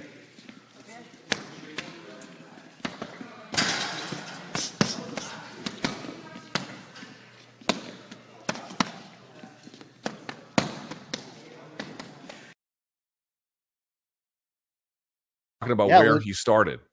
That's the life cycle as a team. I mean, dude, he really is one of the best untold stories, I think, if you really realize how highly rated he was on like national and international levels in multiple disciplines as a teen. And the fact that Bellator was paying him when he was in like junior high or early high school to almost like a recruiting move. And it worked. Do you remember? Did you go to Bellator NYC? Yes. And I remember that Okamoto called him in a big feature he wrote that week. The biggest, hyped, most hyped. The biggest prospect in the MMA of the history. sport. Yeah. And then he lost to Zach, forget his last name, Freeman. Yeah. Very quickly. Dude, he got left for dead after that loss to, who was it? Corrales, or I forget who it was. Adam Boric. The Boric loss, where he was basically almost 500 at that point. And the fact that he was in Bellator actually served him really usefully, because that's the good place to rebuild, because they can just do very favorable matchmaking there. And then he got to the point he's at today. But BC, I'm going to say this, to go from like the most hype prospect to basically almost left for dead on the side of the road, for him to come back and beat a guy like Movsar, just beating Movsar in general would be a very high achievement, right? The guy's good. But to do it after all he's been through, and can you imagine capturing a UFC title, going from this to now all the way to the top again, would be one of the more remarkable combat sports stories you will ever see if he can do that. Now, that's a huge if. He has to win this one, and then the next one, God only knows. But I'm just saying, he gave himself an opportunity to turn in this chapter, to turn in this potential evolution, and I'm so excited to see if he can do it. It would be truly, and I mean this, historic. It'd be historic if he can do something like this. I like the way he carries himself too. He's been through hell and back mentally, and we do have, as Reggie Jackson arrives, the real star of the show, we do have footage of him talking about this stream. Be champion within a year. I know that's a bold prediction, but I truly feel it. Ask Freddie Roach, ask Miguel Cotto, ask Jose Ramirez, Ryan Garcia. They all know that I can box, and Topuria has really, really good hands, but I don't think it's at my level, if I'm just being completely honest. Oh, Luke, he wants smoke. He wants it. He says he wants to be champion within a year. Well, let me tell you, you beat Movsar, and I'm not gonna. You're on your way. This can become a big story. Like if this story really becomes what it could be, UFC needs to do everything in their power to make him a star, because he has that backstory. He does. Also, we should also say this: if Movsar goes in there and handles him, which I'm telling you would not be surprising, then you've got Patchy, Patricio, and Aaron, all the three guys who were banging the pots and pans at PFL while they wanted to release. PFL sent them on the way. I gotta say, PFL is going to come out looking pretty good in the end. Not in the sense that like their guys go on to win, but like, did they cut bait with the right guys? Yes, that would be the case if that's where we get to. Yeah, hell yeah. And don't forget, Luke, when we did see each other at UFC 205 that time, we saw each other backstage because you agreed to be in the Brett Okamoto voiced ESPN SportsCenter feature about PVZ, the next big rising star. Oh, I do remember that. Yes. Mm-hmm. Yep. And your suit coat had so much dog hair on it. I was aggressively removing it out of respect, Luke. But that was really it, and fear. Suck my balls. Yeah. There we go with that. I miss the days I've had dog hair, BC. I can't tell you, dude. Like just the other day, I was eating. I had a steak salad. Yeah. And part of the steak had a little bit of gristle on it, and I was like, oh, in my mind, I was like, oh, I'll give this to Barbas. I still have those, moments where I'm like, oh, Barbas would love this, Yeah, RIP to that king right there. He lived a good one though, Luke. Okay, he really did. He really did. Well, the end there kind of sucked, but yeah. Yeah, that happens a lot. Damn it. Okay, hey, Luke. Hey, you ever step outside? By the way, you ever step outside and feel like you are instantly drenched in sweat? I've got to believe you've gone through that, Luke Thomas. And no matter whether you do, you know what it's like. It doesn't stop. You're embarrassed. All that stuff. Is it your deodorant? Is it your perspiration? What's going on here? Luke, ever since I switched to Mando, I don't have those moments. And when you back that up with the ingredients that Mando brings to the table, in terms of health, that's a big move right there. My move to Mando has changed things for me. I got to tell you, people think that like, what people often want, BC, out of their deodorants or other stuff is to like kind of act like to perfume it a little bit. But like the thing about Mando that you have to understand is they don't just like cover up smell. They stop the smelling process, or at least they do a good job of, largely eliminating it before it starts, right? It's a level of protection. It's a level of coverage. It's insurance to a degree. That's not their words, but I'm just saying that's how it acts. I've used Mando products, whether it's like the body deodorant or the wipes or whatever. They got tons of different stuff. It's peace of mind. It works well. It's good ingredients, and you can use it. Like I said, what the hell is that? Oh, there it is. I didn't know. I had never seen the graphic. That's sick. Let's go. Look at all the stuff that they have here at BC. The starter pack there.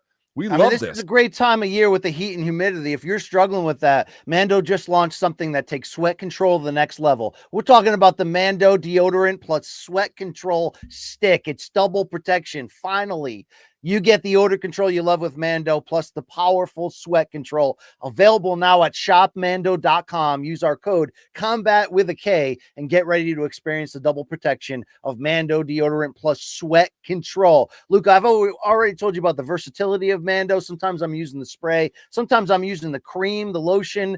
But the thing I love is no matter what version of what I use, even with the sweat control stick, people are like, what cologne are you wearing? All right. Now we're playing, Luke. Okay. That's an advantage in life. That's what I'm talking about. Yeah. That double protection, tackling odor and sweat. So here's what you're going to do. Mando's starter pack, which you just saw the animation for, is perfect for new customers. It comes with, here we go, solid stick deodorant, cream tube deodorant, 2 free products of your choice. You can pick mini body wash or deodorant wipes, and free shipping. And as a special offer for our listeners, new customers get 20% off site-wide with our exclusive code. So use the code COMBAT, that's COMBAT with a K, at shopmando.com for 20% off site-wide and free shipping. shopmando.com. Please support our show. Tell them we sent you.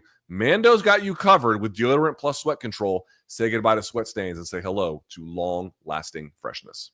Yes, say hello to dates as well right there. So shout out to right. Mando. And you don't need them chemicals, Luke, all right? We need premium ingredients. That's what we got right there. Hey, let's close the show with topic number 5 before we get into the fan segments.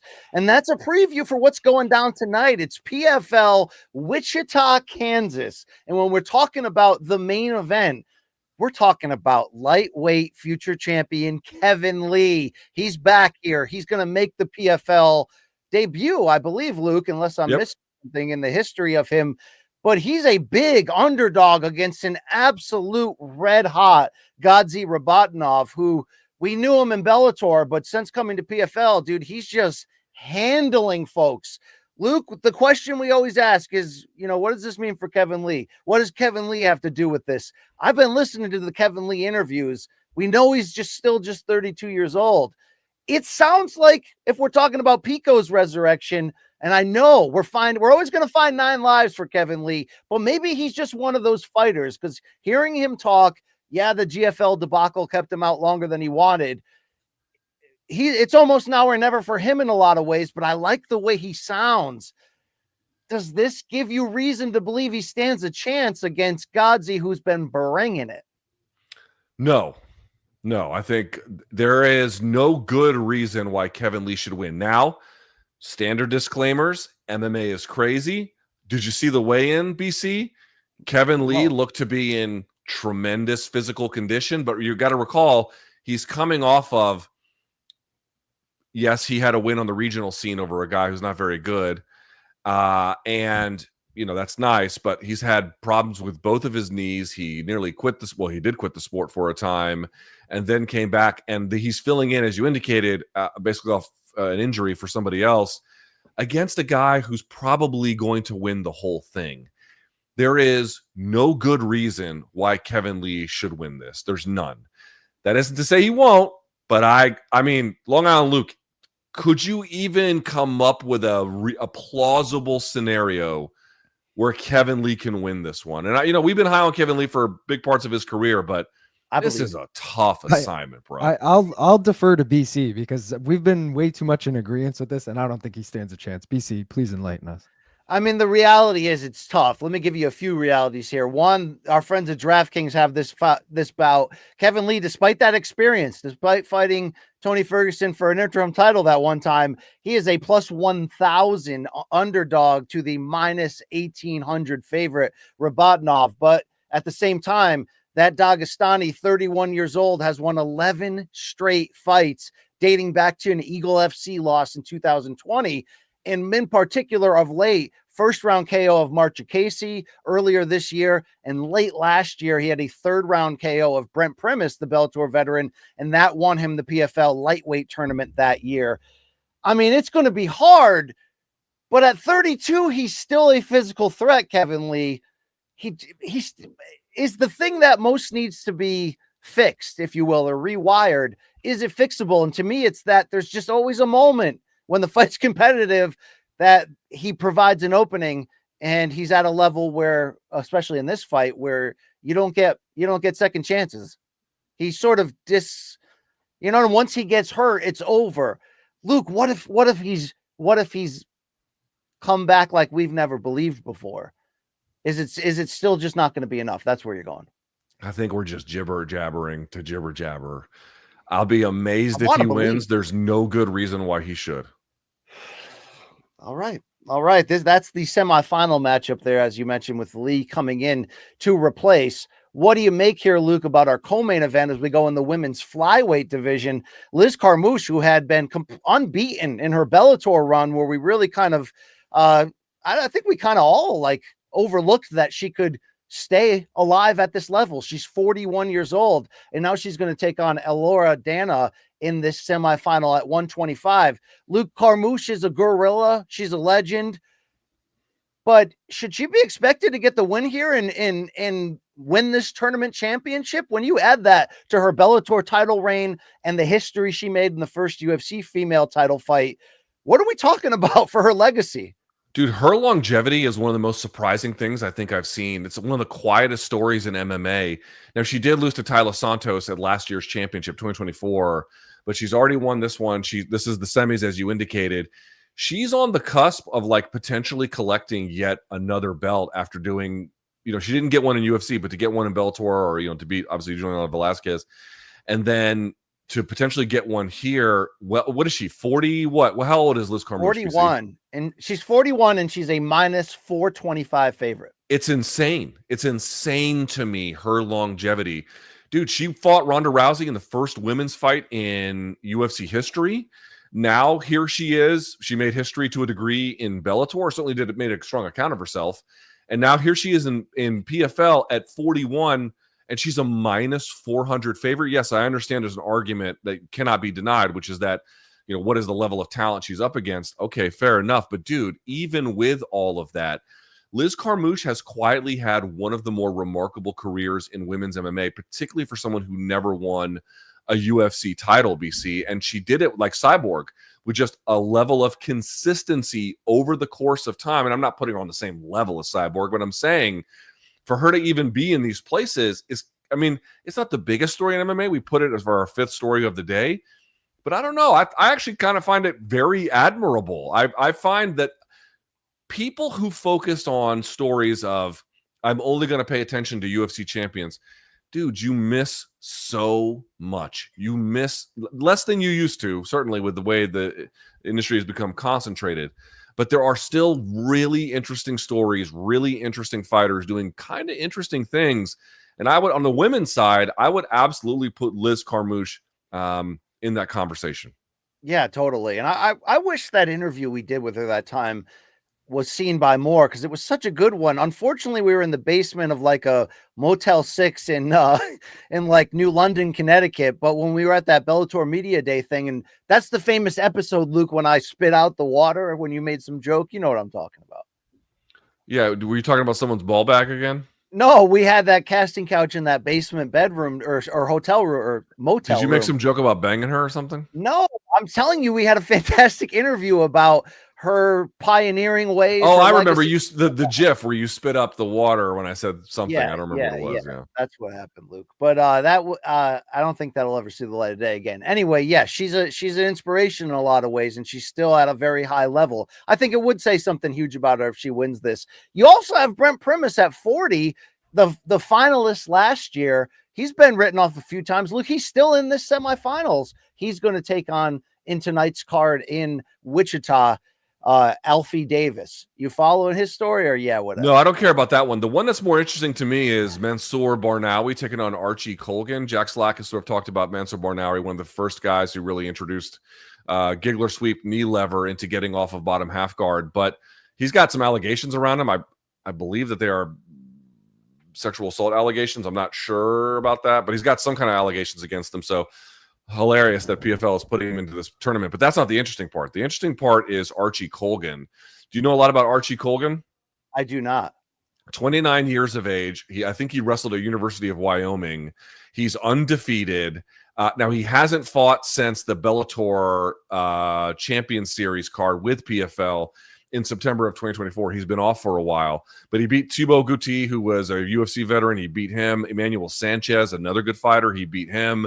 Undefeated. He can do a lot. It's an interesting matchup between kind of wrestler versus grappler sort of thing, but nevertheless, a very interesting prospect and one worth paying attention to here. He might be able to start making a name for himself with this. Yeah, all winners of the tournament tonight, the semifinal matchups, will fight in the August 15th PFL finals in Charlotte, North Carolina. So we'll see how this plays out. I don't know. I don't know what to say about where the PFL is. We've been over it a million times. They had a couple good things happen lately. Don will then hang out with Russell Brand in the center of the cage. Whatever. Can you believe it? It's wild. But hey, if Kevin Lee pulls this upset, that's a fun story to watch. I'm tuning in. Dude, right? Kevin Lee pulling the upset would do nothing but delight me. And by the way, for all the times that I want to give PFL, it's not. People are like, why is PFL starting at 11 p.m. on a Thursday? Wait, are they again? No. I was going to say it's 8 p.m. main card, 5:30 p.m. prelim card. So much freaking better. So much better. Hey, so that this is by the way, for folks understanding like why they do that, it's a ESPN call. ESPN does that to them. So that's the issue. Yeah, there we go. Do you think they have a future on ESPN? You don't know, right? They don't have a future at all. All right, there we go. Those are our 5 topics for this Friday afternoon. A reminder that to reach this show, morningcombat@gmail.com, to populate our Friday Dead Wrong and fan sub segments. You can also complain or just say hi. Mikey will be on the other end of it. Deal with your own as you will, unfortunately. You know, that's true. He did get a bunch of pipes like 2 years ago. Please send all of your dick pics there. Okay. That's you. Yeah, there you go. We're going to start off with Dead Wrong. We only have one of them this week. Wow. No Dead Wrongs last week. Just one this week. Take that, Daz. Mahalo up that ass. All right. You know what I'm saying? Give them mother. Here we go. This one's called Dead Wrong. Dead Wrong. This one's from Davis. He says on the Buckley Usman MK preview at the 1 hour, 10-minute mark, Brian referred to Dirty Boxing 2 as Masvidal's promotion when it is, in fact, Mike Perry's promotion. That's true. Jon Jones is as well. The Kawa brothers play a big role. So it's the same family ultimately, and Masvidal's there. But yes, I take the L. I got that one dead wrong. Luke, can Dirty Boxing make a dent in this world that like BKFC thrives in? Maybe.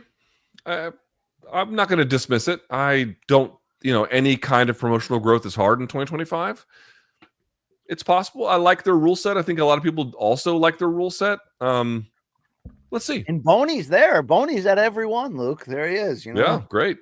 That's there you go. Hey, our other segment is when you send us in pictures of Saul's wife in our shirts, right? And other weird stuff like artwork and really weird videos. It gets weird, but we love it. This one's called Fan Submissions. You've got mail. Viewers.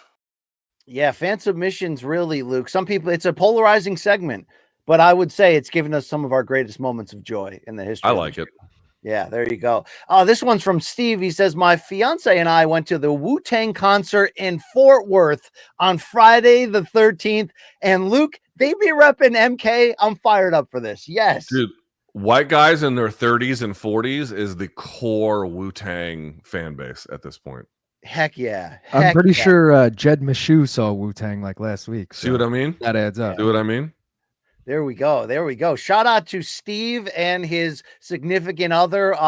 Thank you. We love this. That was our first one. The second one, Luke, do you remember Antoine from Alaska who you remember this guy, right? They say for 6'8" he stood, you know, that tall, drink yes. water, who would just rail chicks. That guy goes for different jobs all over the country and lives adventures. Right now he's in Key West and he says, "Hey donks, haven't turned a submission in a while. Did my first Muay Thai tournament outside of Miami and took home gold. I got 1 KO, 1 decision, and the last guy quit. Need to get some of the new merch for the next one." So he's training out of Apex MMA in Key Largo. He started training again the day they opened, November 1st, 2024. Shout out. You guys can totally do a podcast out here in the Keys. I'll scrounge some funds for sure. Love you guys. It's Antoine. That's our guy right there, Luke. Hell yeah, this freak can drink out of the shower. That's amazing. There we go. There we go. All 6'8" of them there from France with love, and also from Alaska. It's Antoine. Let's go to Brantendo64. Look, you love this guy. He's great. Indeed. Yeah, he says, "Hey, donks, I hope you enjoy this cheeky 90s reference. The new merch is cool. I bought this shirt one size down in true MK donk tradition. Thank you for all you do. MK has been what I listen to at the gym for the past 6 years, every Monday and Friday. I just pound sand in silence on Wednesdays now. Fuck me, I guess. Just kidding. I feel I've almost died a few times cracking up of the jokes you two tell while I'm doing squats. Cheers." It's Brentendo64. And he says, "P.S. Thanks for introducing me to the movie Beautiful Girls." Hell yeah. It's awesome and really makes me so creepy uncle under a slightly. Oh, he sees his creepy uncle under a slightly different lens now. What does he have for us here? It's like people only do things that their favorite donks will get paid. And that's just really sad.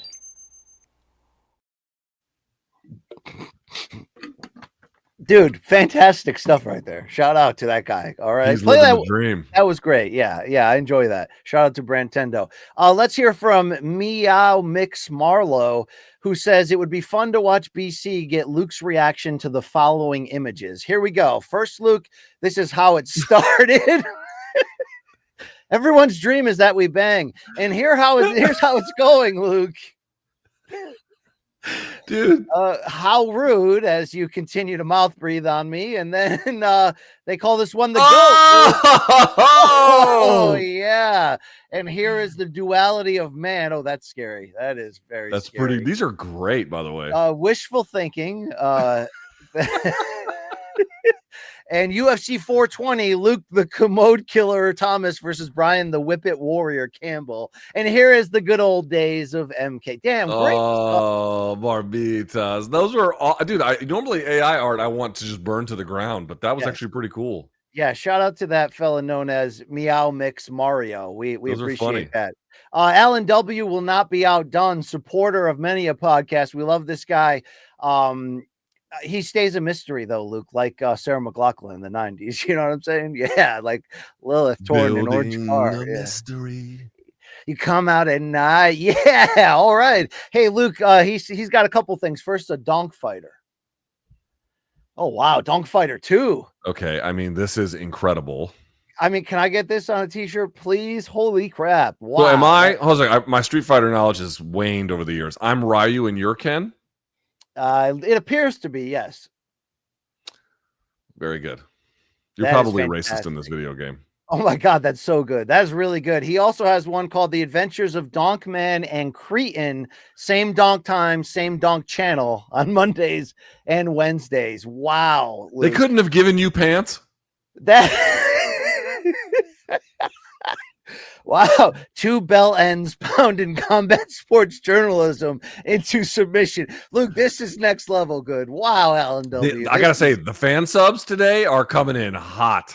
Oh my goodness. morningcombat@gmail.com. And you can contact the show right there at that email address. This episode of Morning Combat has been brought to you by DraftKings. You know about DraftKings. The crown is yours. And Luke, we saw some AI art. I have been working on something in my art journey. I don't know if I'm done yet, but I want to get your thoughts. All right. You ready for this? Mm-hmm. Here we go.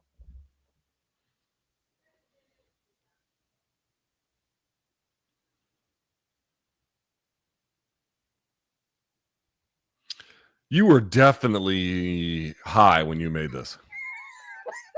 Dude, is that like a wolf's head or something Yeah. in that? That looks sick. I like that. Yeah, it's very psychedelic. You know, it's really my thoughts on U.S. government at the moment. Really, I mean, yeah, I've that's never good. seen anything clearer than you were not sober when this was made. Okay, all right, there we go.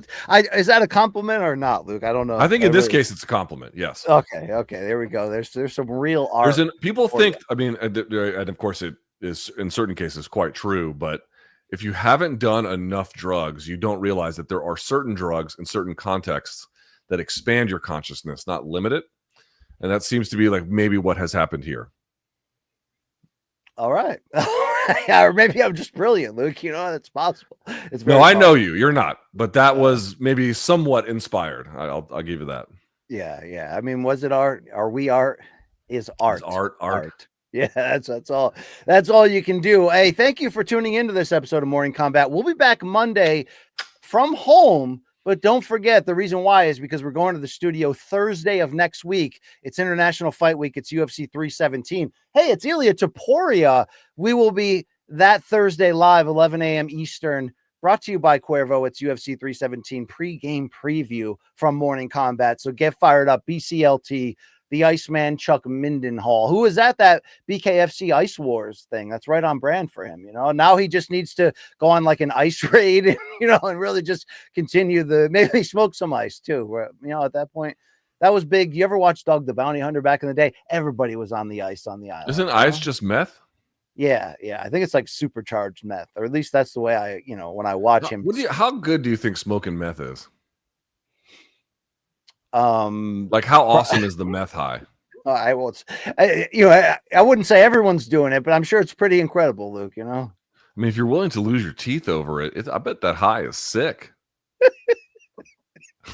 Yeah, good old drugs, Luke. Drugs win the drugs war once again, but please Don't do they? not any of that at home. Luke, do you have any weekend plans that you're willing to share publicly? Working like a bitch.